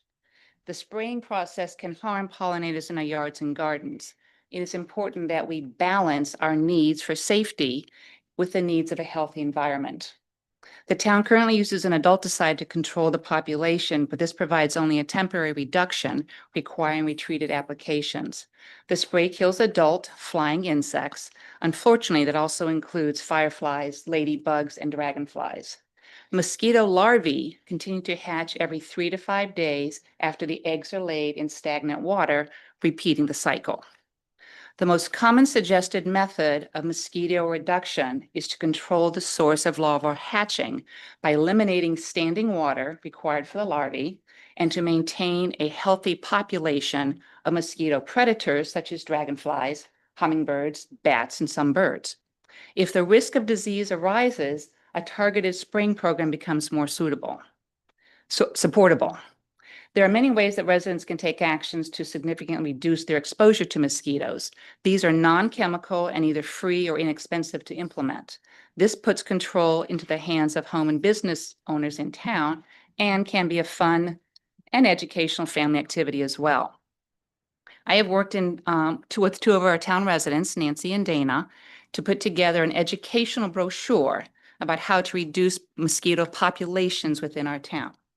We have spent a great deal of time working on the content of the brochure, gathering useful information that we feel will help reduce the need for spraying and benefit the pollinators in our community. The draft is almost ready to go to the printer. These are our drafts, not ready for public viewing, but this is what they're going to look like. We have paid for the pollinator at work no spray signs, which I'm sure you've seen around town, and we will be paying for the cost of the brochures. As we do not have funds to pay for them to be mailed to every resident, we will be walking all of the neighborhoods in town and hand distributing them. We have a few volunteers committed to assist us in this endeavor and hope to have distribution done by the second week of August. If you're interested in helping us with the distribution, please let me know. Together, we can make a difference for a healthier community. Thank you. Thank you. Very informative. John Orth.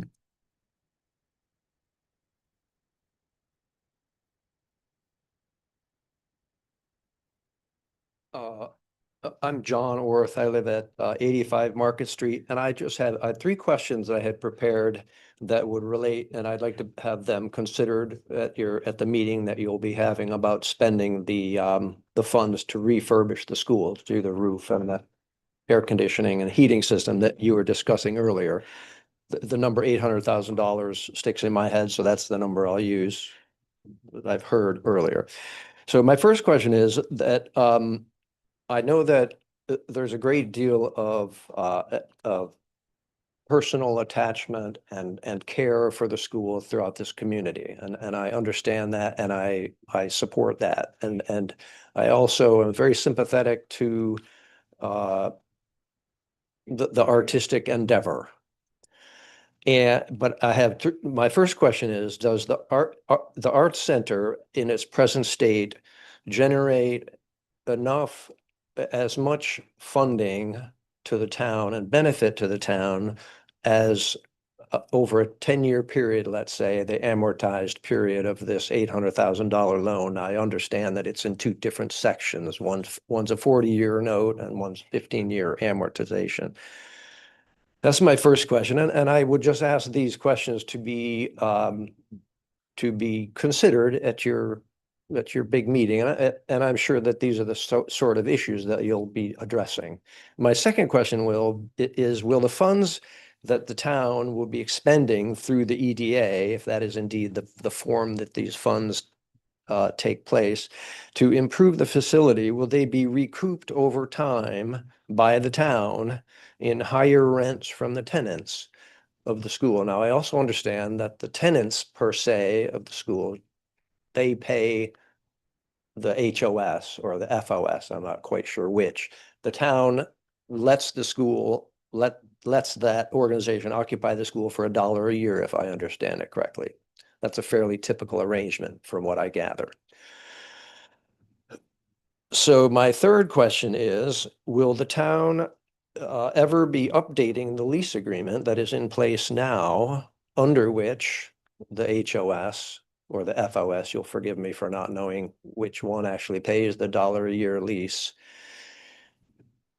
Does the town have any plans under discussion to update this lease, which if I understand it correctly, has been in place for 17 years, to provide some sort of recouping of the town's investment for the infrastructure of the building that we own?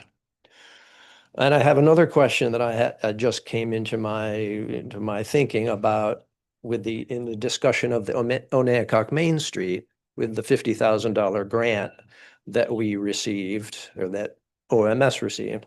Are any of those funds, could they be used to help facilitate new occupants of some of the empty buildings downtown? I know for a fact there are a couple buildings And you need that to could wind use up. a little help, like a revolving loan fund or some kind of below market funding that might help a new business open up.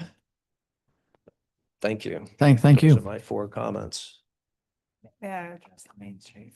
Oh, no. You can at the end. We're gonna just write it down. We're just at the end. Rosemary Rapero.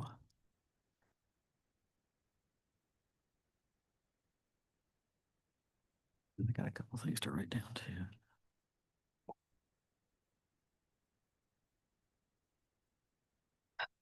As I mentioned before, page 34 of the council packet is the term sheet for the financing of the $800,000 loan and grant to the FOS.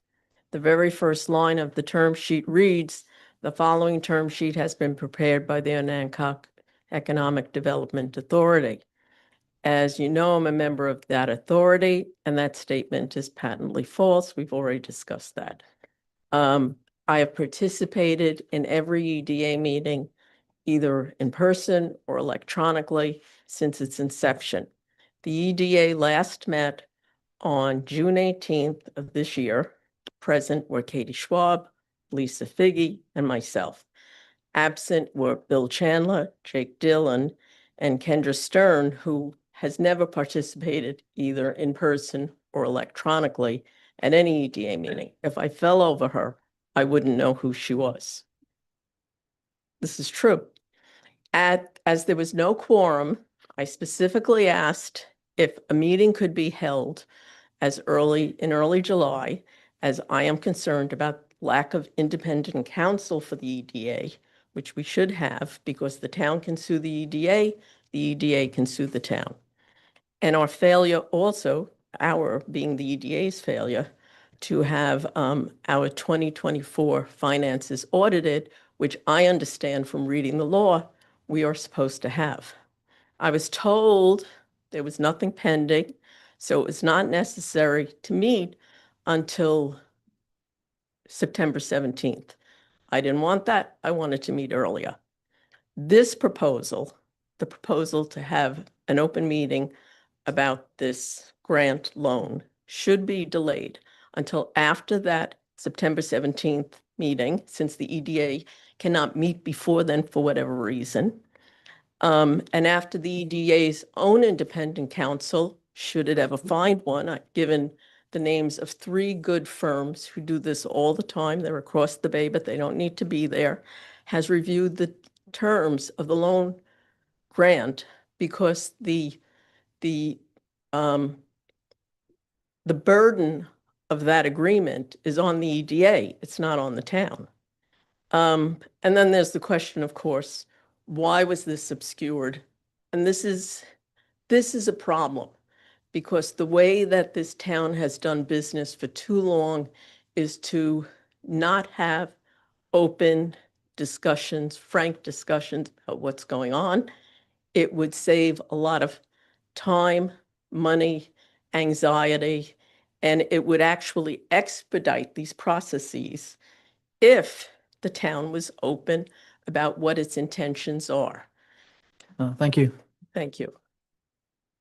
Rick King.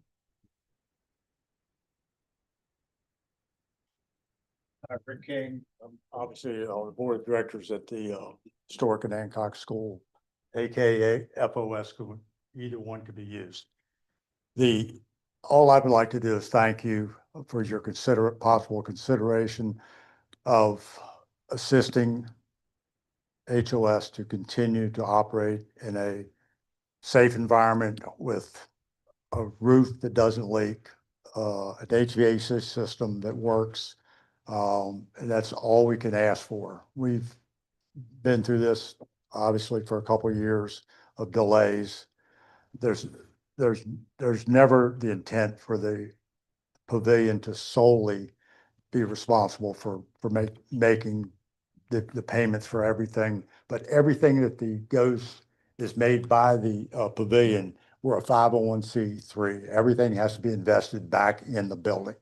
I say the building and the property.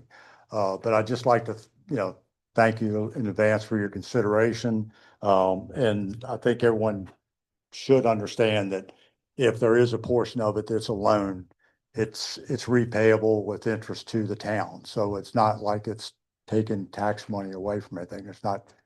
It'll actually be an investment, not a super expensive one, but it's an investment in the product for the town. And it's a wonderful place that I think everyone in town, and we have people there all the time. They're not there every day, 8 hours a day. They're artists. Some of them work there diligently. Others come in periodically, but it's a very active place. There's people playing, at the playgrounds. There's people playing disc golf all the time. So all I can ask is for your legitimate assistance in helping us move this forward. The walls aren't going to fall down no more. That building was well built, but it does need work, and that's what we're trying to do: raise money to be able to get that done. But we need a safe environment with a roof and heat and air conditioning in the wintertime. Thank you. Thank you. Priscilla Hart.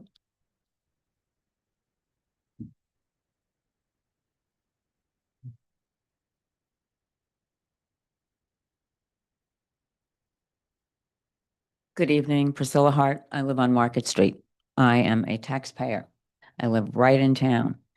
And I am extremely concerned about the proposal to take taxpayer money, $800,000 out of the idle cash reserves. I don't think any reserves are idle. I think they're there for a purpose, so that if there are emergencies, there is funding to fix things such as our water infrastructure and a whole bunch of other things that need attention in the town.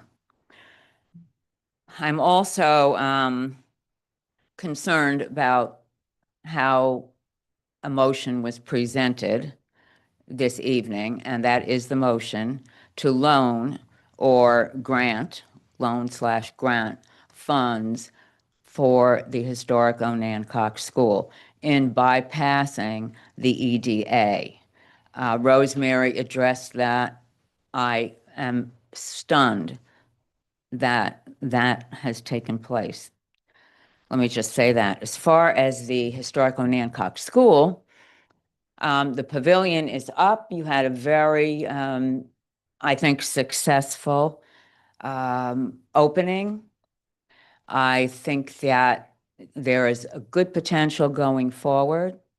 I honestly think, you've hired somebody who is an experienced fundraiser. So why not raise funds so that we don't have to make this kind of 50-50 split or arrangement? Give the pavilion a chance to do what it promised to do. And why not set up a GoFundMe page? People do this all the time. Town could set one up too for Onancock Main Street or any other thing. But why not set up a GoFundMe page and see how much money you can come up with? I I think that's something you should seriously consider. Anyway, I wish you continued success, and I'm encouraged that the EDA will have some comments and some input going forward on the $800,000 proposal. Thank you. Thank you. Casey Greer?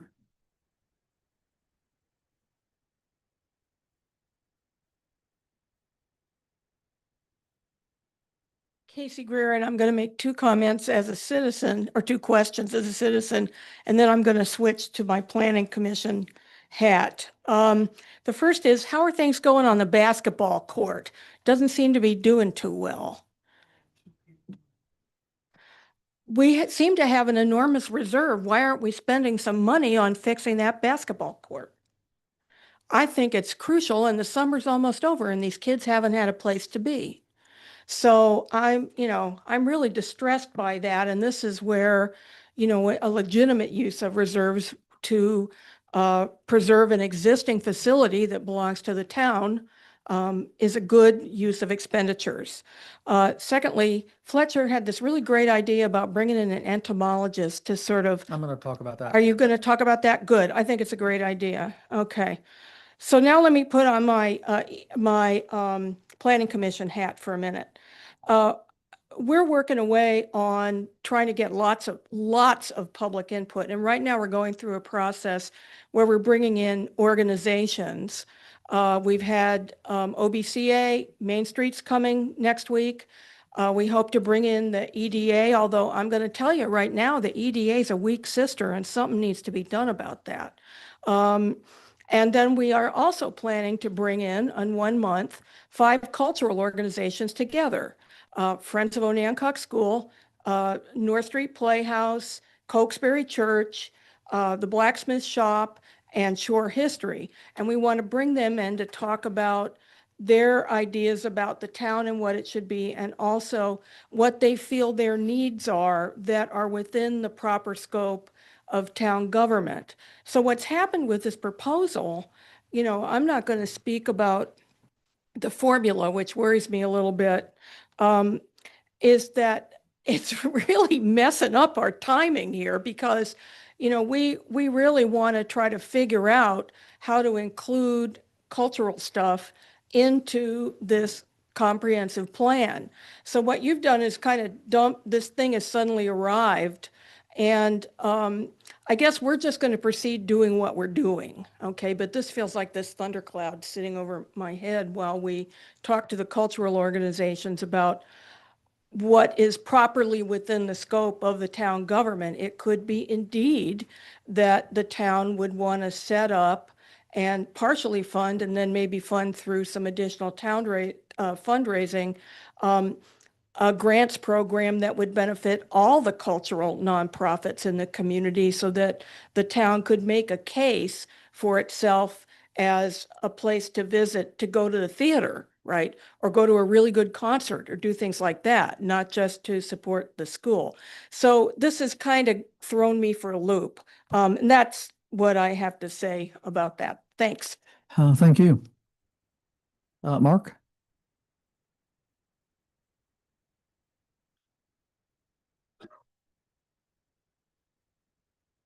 Good evening, Mark Sinclair, Greenway Circle, just outside of town.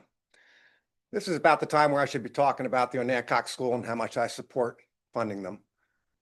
But I'm pretty sure you all know how I feel. So I'm going to pass and talk about a couple other things. First one is mosquitoes. And I want to say, I truly support spraying for mosquitoes. I've had a lot of people that have had, problems with mosquitoes and diseases. And I just support the spraying. And on top of that, I'd like to say to Mr. Spuck, I want to thank him personally because I didn't know you were the one that actually ran the truck. And that was me walking on the street multiple times that you turned off the blower, plenty of time. Now to the people that say that he ran the blower right past them, well, he runs it at 5:30, 6 o'clock in the morning, and it's dark out then. So I would tell you, if he does run it past you, he didn't see you. Wear a fluorescent shirt like I do or carry a flashlight. Second thing I'd like to talk about, the other meeting, we heard Matt talk about Cheney Enterprises and how they didn't have anybody to clean up gravel down there. 2 weeks ago, I was going across the highway And the Cheney truck laid a nice skid mark of gravel right across the highway. And don't you know, 5 minutes later, they had a front end loader out there. They had people out there working, and that was for an occasional occurrence. This is all the time. So I think Cheney really should take a little bit more responsibility for what they dump on our streets. And last but not least, Mr. Grubb, I do apologize, sincerely apologize. I know you were just nominated to be put on the board of the Welcome Center. But I hope that's not one of the things you're going to take slow. We've waited for that Welcome Center now for, what, 7 months since it's been completed? Somewhere in there. It's time we got that Welcome Center up and running. We spent a lot of money on it, so whatever we can do to expedite it. And again, I know you're new to the process, and I apologize, but we do need to get that going. Thank you so much. Oh, thank you. Marjorie? Margie, not Marjorie. Margie. Sorry. Margie Labadie, Historic Onancock School President, and I live at 24 Kerr Street. The Historic Onancock School is a joyful place to be. We're a place where volunteers, both local and from far away, come to help. Volunteers have put in thousands of hours annually at the school and have done so year after year for 17 years. They see the value in what we do. When you see derelict schools up and down the shore, we know we don't want that for Onancock. On July 19th, we held a free concert at our newly completed pavilion, a soft opening with local Southern Fog Band. More than 300 people attended. The band music did not shake the neighborhood. The sound, as expert Jeff Daking described last year, was contained. The audience members who we were told would be disrespectful and disruptive to the neighborhood, they turned out to be our friends and neighbors who were dancing by the stage and seeking shade under our lovely trees. While the band played, kids played on the playground, and an early evening pickup soccer game took place down on Serini Field, and no one complained. The HOS Pavilion soft opening was everything we hoped it would be. The locally sourced food and drink vendors, and despite ridiculous heat, when the day was done, the grounds were cleared by volunteers. Oh, and the officers we hired for security from the Accomack County Sheriff's Office Department, both of them joined the gym at the building. We invite you to see for yourselves and join us for our grand opening on September 19th. Everyone's favorite local bands, yes, Phil Rhythm and Johnny Moe, will play a free concert from 5 to 8. Now, I want to say this. There's not a single person working or volunteering at the school who doesn't work hard. We all want to contribute to our town in the best way we can, and we at HOS still have challenges ahead. The businesses at HOS are in a 100-year-old building, and it's a town-owned building. The HVAC, the roof, and the windows still need replacing, and so the building can remain viable. We have built a pavilion that in the future will generate sustainable income for our nonprofit and also allow us to help pay for what needs to be done. We have demonstrated that our pavilion programming will bring visitors to town when we have events, further supporting downtown businesses when they shop and dine. We have presented reasonable and realistic solutions to fix what needs to be done. These will not just benefit the school. They will benefit the town of Onancock and, in fact, the whole Eastern Shore. We ask the people of the town to trust Friends of Onancock School as you have done for 17 years. We ask the people of Onancock to support town council in helping us sustain and improve the historic Onancock School. We ask the town council to work to make this possible. It is an investment in a joy-filled future for all of us. Thank you. And I ask my remarks be included in the minute. Thank you. Dana, you still here? Yeah.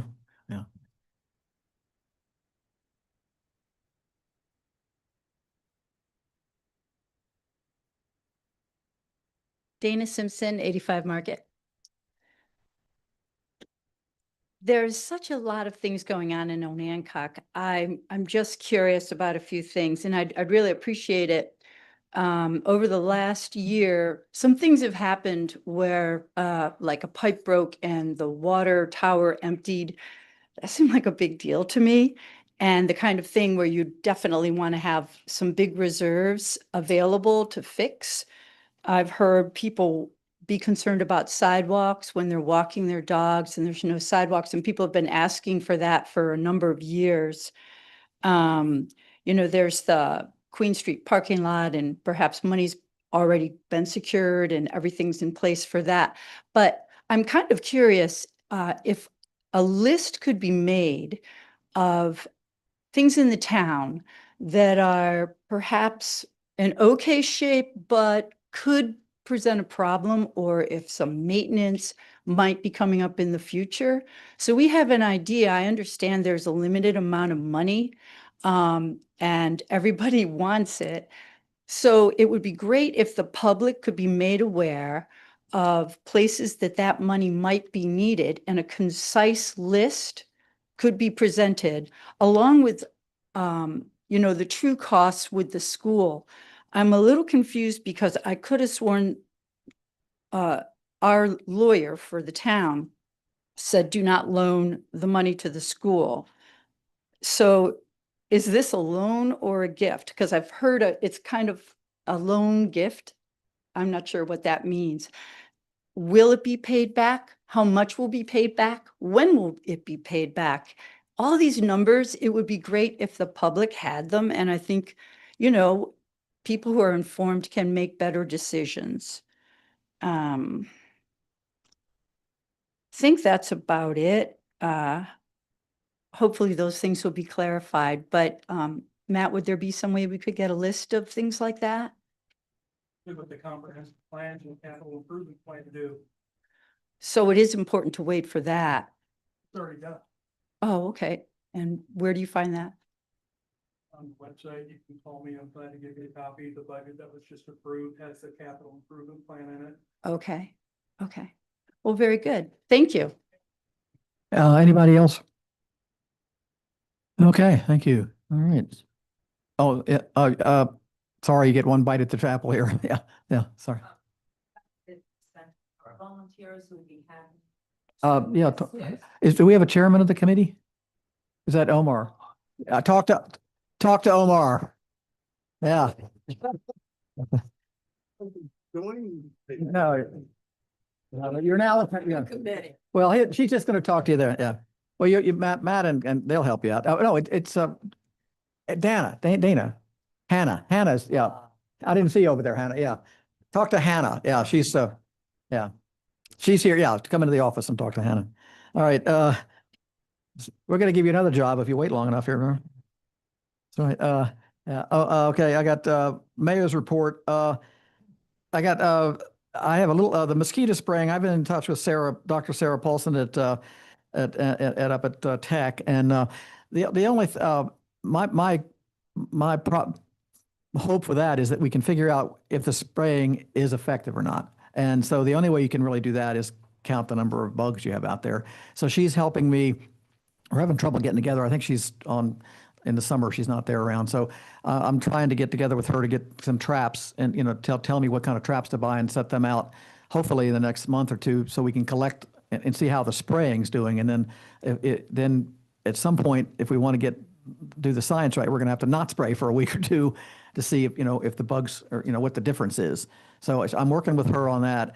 I think your ideas are great with the rest, with the water, come up with a brochure. There's a lot of other things we can do, but the spraying is something, I'd like to get a little science, and I can't guarantee what that's going to tell us. It might not be very important. Yeah.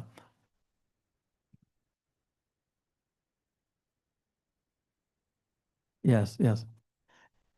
Yeah. Yeah. Yeah. All right. She done. Oh, yes. Oh, right. I'm sorry. Okay. Yeah. I think with standing water is a big issue. I think, yeah.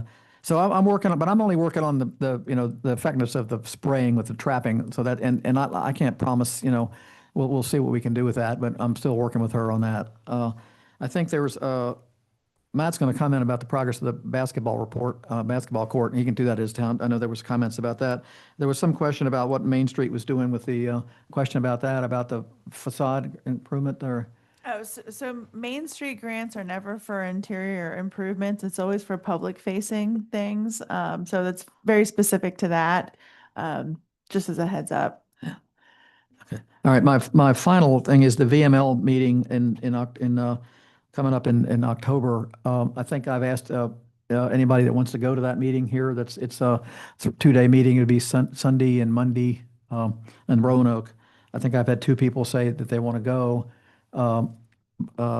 My question is, I'm looking, and I would like to go. We're looking at somewhere around $3,000 worth of expenses, I think, to send everybody.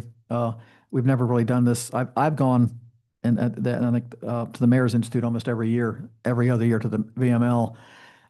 It's a hugely valuable experience to see how other towns do things, and we have some money. And my question is, that, can I get approval to spend up to $3,000 or something to do that? Don't we have travel and contingency money available? Yeah. Yeah, so we rarely, seems like we don't use that sometimes, but it is appropriated. So if anybody has any problem, Lisa, you said you wanted to go. Joy, you said you wanted to go. Anybody else? The deadline is pretty late. I mean, well, the deadline is fairly late for signing up. You can sign up at the last minute, but if you want to make a hotel reservation, you probably need to do that. The Hotel Roanoke is already sold out. Oh, can we get information on that then? Yeah, you just go on the website, and do that. For VML? VML, yeah, and you have to sign, I'll talk to you after the meeting, and if any of you guys want to go, let me know. All right. Virginia Municipal League. It's a huge organization. We get an amazing amount of support from them. They do a lot of stuff for us. Yes, but I think it's online now. Yeah. You probably, we need to find out about that for you all. Yeah. Actually, I just saw something about it, and I'll give you the dates. Yeah, it's hugely helpful. Yeah. All right, that's the only thing I have on Mayor's report. And I have some sad news. Terry Sargent, our former employee, died earlier this morning. So I don't know if you remember Terry. He was a grounds person, out on the crew. He worked for the town for at least 10 years, right? Yeah, give or take. So he'd passed away. Sorry to hear that. All right, Matt, you're on.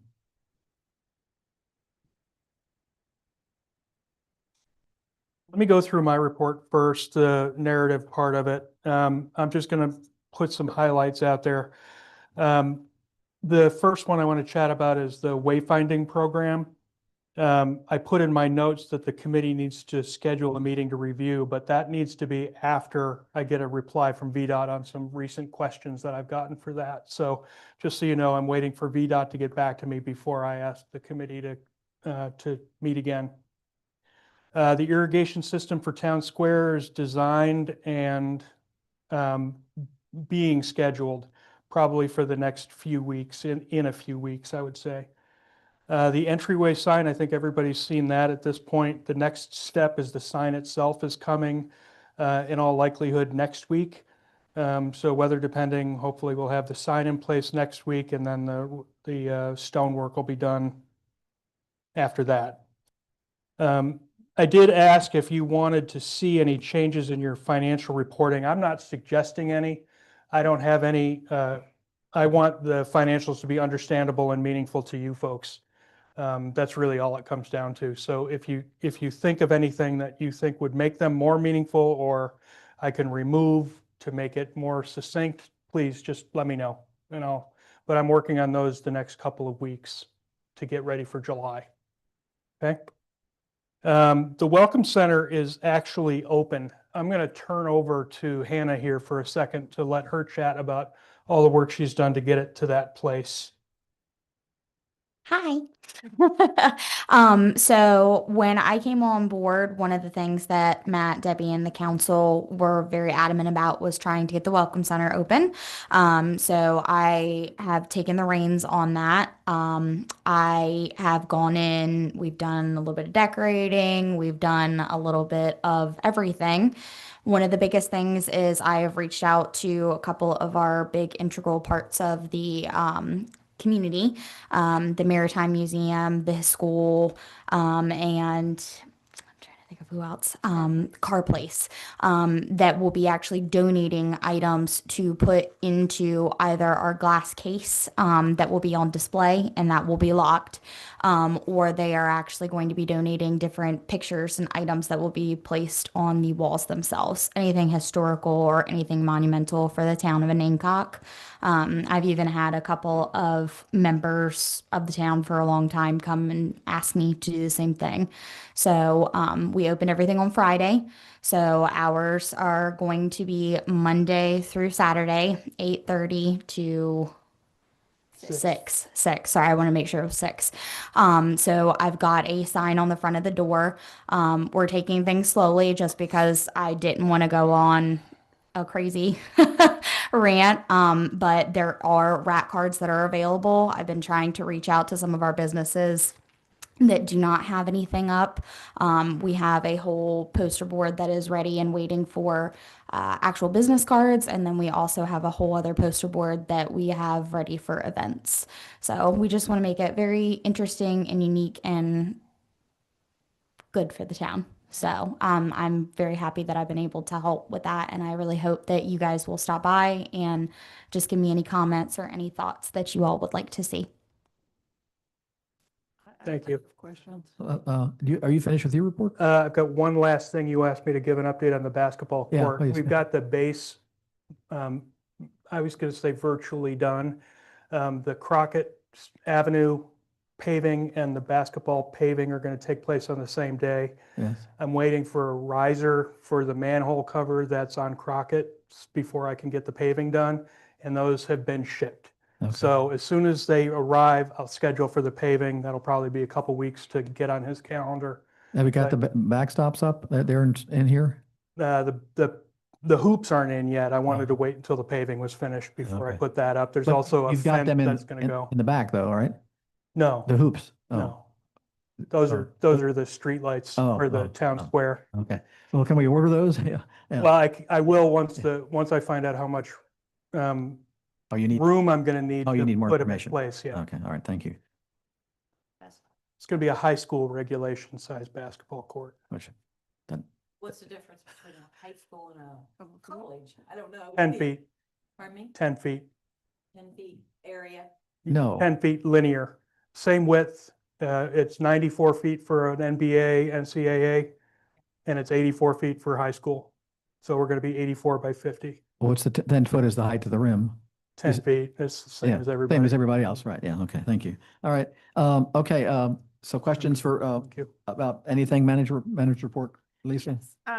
In terms of the Welcome Center, I just want to make sure that all the rack cards are not out of date and some of the business, I know there's one business that's in there that's not open anymore, so just double check.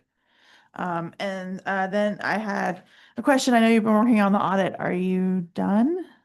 As far as I know, it's in QC with the Okay. audit firm, Okay. but they've asked their last questions. Cool. Excellent. And that audit does include the EDA, just so you all know. Joy? Oh, this is, are we doing comments? No, questions for him? Yeah. No. Did good. Thank you. I was Yeah. impressed with the basketball dimension. Big.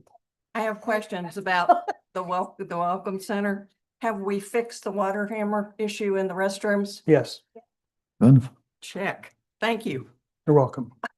Next question, staffing. My understanding was we had specified that town council would not be or the town staff would not actually be staffing the Welcome Center. It would be staffed by volunteers. That's correct. And Is I've got that- the list of volunteers from Maphis that she handed over to me when she stepped aside. So I have that list of people. Now that we're open, I'll start reaching out to those folks. Yeah, Excellent. Put me on there. Yeah. And my final question is about the sign out front. Out It's in- front, the out front of the Muslim Welcome Women's- Center. Yeah. for Okay, the- all right. My understanding was that whole arm thing would be removed. There would be an attached to the building sign per the Fraser renderings. Well, there's going to be an attached to the building sign for Main Street and the bathrooms. We decided not to go up along the top and put a facial on it because there's a seam board that comes right down the middle, and we would have to split the words in half, and it doesn't work real well. Yeah. So we put that hanging sign up front. We invested all of $77 in that. So I know it looks like we invested all of $77 in that, but I had to have something out front to show that we were open and what it was. But I'm hoping that the Welcome Center Committee can come up with something that is more permanent and more, It's a I think, temporary- representative of who we are. It's a temporary sign. Yeah. Yeah, thank you. Yeah. Some kind of sign that's kind of in the style of all the other signs. Yes, ma'am. Thank you. That's what I'm hoping for anyway. Anything else? Nope. Sarah? Question on the energy resilience grant. You Yeah. said you will send us options for the use of the funds, but what is that? Energy resilience means that what we're looking to do is basically make this building a hub during an extended power outage for town. So we would have refrigeration for medication. We would have a safe, warm, and cool place depending on what time of year it is. So basically, that's the purpose of the resiliency grant, but they have asked me a lot of different questions, and that's really what they're compensating us for, is the time that I spent with them to go through all of our energy work that we've done. So they don't have any firm restrictions on how the funds are used, but just knowing where it came from and what it would be used for, I think it makes sense to invest in that area. And that's why I'm saying I need to wait until they give me their report back from our time together to find out what recommendations they have. And Yeah, it can I- be I from wasn't sure anything. what the- No, it's just what the basically return for was. any extended power outage that we want to be a resource for our community. Okay, thank you. Yeah. Ashley, any questions for the town manager? About his report and specific? All right. Okay. Yeah. Thank Let you. me know. Omar? Okay. All right, the financial report is in there, right? Police report, does anybody have any the police chief isn't here. Anybody read the police report? I don't think there's anything to. Yeah, I did have one that I asked Matt about today. Were you able to get an answer? He's not on. Oh, okay. Okay. Okay, on page 60, the missing persons, there's a missing person in the missing persons thing because it says 0 adults missing, 2 children missing, total missing persons 3. You need to talk. So about that, yeah. I'd like to get some clarification from the chief on that. Okay, thank you. Thanks. Thank you. All right, we don't have a closed session to my knowledge, no.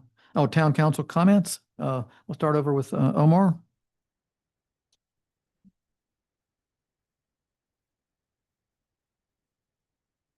I was gonna say, first of all, I'd like to say, if I gave anybody the impression that I was against the school, I'm not against the school at all. I do know the park is there. I do know the field is there. Me and my sons are there at least once a week. We run through the park, we do the trail, we ride our bikes.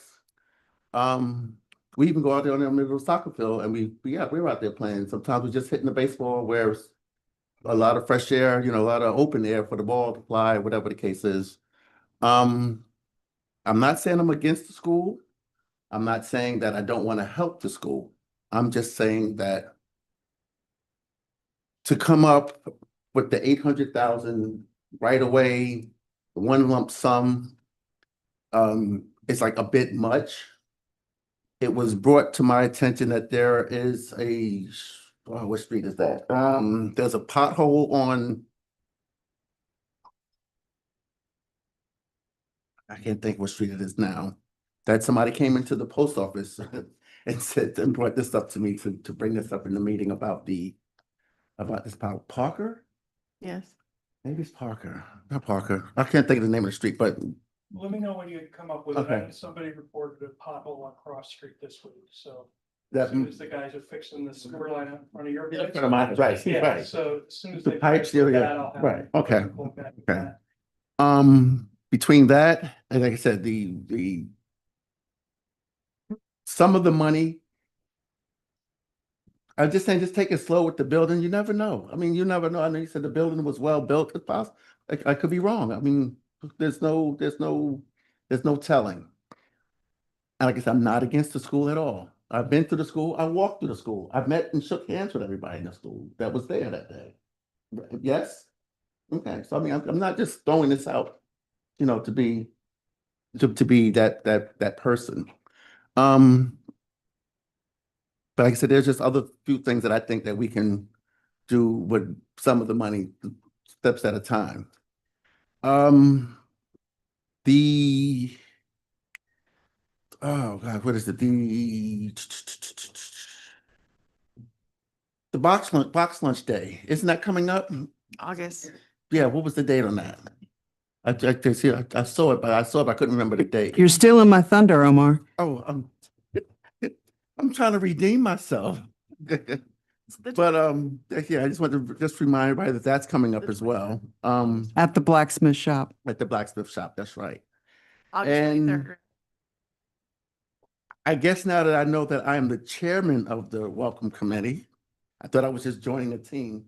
I will not take time because Hannah seems like she's already got things going. So I'm just gonna connect with her and we're gonna try to push it along. You know, and like I said, I would like for the school to be a part of it, to help everything out, whatever the case is. Like I said, I walk through these streets every day and I talk to everybody that's outside when they want to talk. I do a lot of listening as well. So I'm just going by what the town is saying. And the town is there's a lot of mixed emotions. There is nothing that anybody up here can say or do that's going to make everybody happy. So, I mean, somebody's feelings are going to get hurt. I mean, no matter if you yay or you nay, somebody's feelings are going to get hurt. And like my mama said, oh, just do what you think is right. Thank you and good night. Ashley? Well, great opening meeting, opening session. I don't have any specific questions that I didn't already bring up. Just enjoyed the experience of a plethora of information, and look forward to serving. Thank you. Sarah? Just want to say welcome again to Ashley. And since Omar talked about the festival at the blacksmith shop, I will say that there is registration, and you need, if you want the box lunch, you need to register and pay ahead. I got there towards the end of the time last year, and it was. Sat around. It, Write the number on it. and there so many people had come that the food was almost out, but that was a great problem to have. In response to one of the comments about the attorney recommendations about the school, the way that was stated in public comment was, as my understanding is, not an accurate representation of the attorney's wording, and I'm looking at Matt for confirmation and can you clarify what the attorney did say?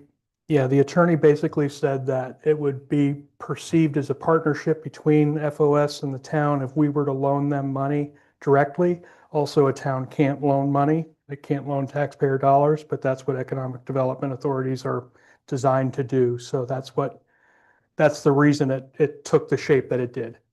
Thank you. Yeah. And I think that's all I have. Thank you. Ready for me? Yeah. I just want to thank the police department. Having spent something like 19 years working in the Department of Social Services and working with foster children as part of that job, I particularly appreciate the fact that when foster parents get children quickly, I mean, it's always sudden, frequently in the middle of the night, they have needs. And the foster parents try to be as prepared as possible, but aren't always, as one might expect. So I really appreciated the police department reaching out for donations. And I'd like to suggest that perhaps next year, a month or two ahead, that appeal be included in the manager's minutes to try to get a wider distribution of that message. Because I think more people would participate if they had the request from town council. Thank you.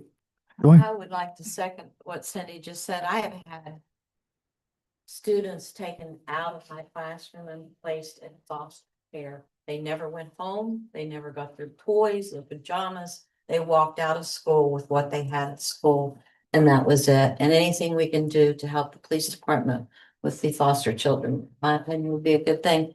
Quickly, because it is late, I want to compliment Dana and Tiara and Nancy on your real grassroots efforts with the mosquitoes, whether you're opposed or agree. I just think you've done a fabulous job of doing the research and sticking with it, perseverance. This next subject's a little touchy. I'm addressing it to Corey and to Ms. Labadie as director and board president. According to the Kaiser Foundation, 30% of the people in the United States do not go to outdoor venues because of, I think you know why, gun violence. I'm just wondering if it would be helpful if we put a sign on the school property, on the town property at the school that says, according to code, such and such and such, guns are not allowed on town property. It's just a suggestion, something to think about. It might increase participation and make people a little more comfortable. The other thing is, I really think the EDA needs an attorney. I know Lisa and Rosemary, correct me, I was a member of EDA when that discussion first came up. And it is my understanding that we should not have asked Eric Gregory to be our attorney. Is that correct? Because he's the town attorney and that would be a conflict. So we were encouraged to secure our own attorney. I think before we proceed with this loan, this grant, that the EDA needs an attorney to have eyes on it. Or at least to meet. Excellent. So that's all. Thank you. I wanted to welcome Ashley. Very excited to have you here. And I just wanted to share with Matt that I did send you a couple of questions today about the financial report. So when you get a chance, just get back to me. And I did make a suggestion on updating the financial reporting, just to kind of help clear off some of the extra noise on your plate. It's just one of those things that everybody doesn't read a financial statement like you do. So it's presenting a ton of numbers all gobbed together is something you can decipher through, but not everybody has that skill. So I want to make sure it's comfortable for everybody. I can throw that report in your box. Maybe we could show an example just to see what it looks like, only because I want to cut down on how much time you're putting into generating the same information in a whole nother document. So that was my suggestion. All right, that's all I had. Okay, thank you. Motion to adjourn? So moved. Second? Second. All in favor? Aye. Thank you.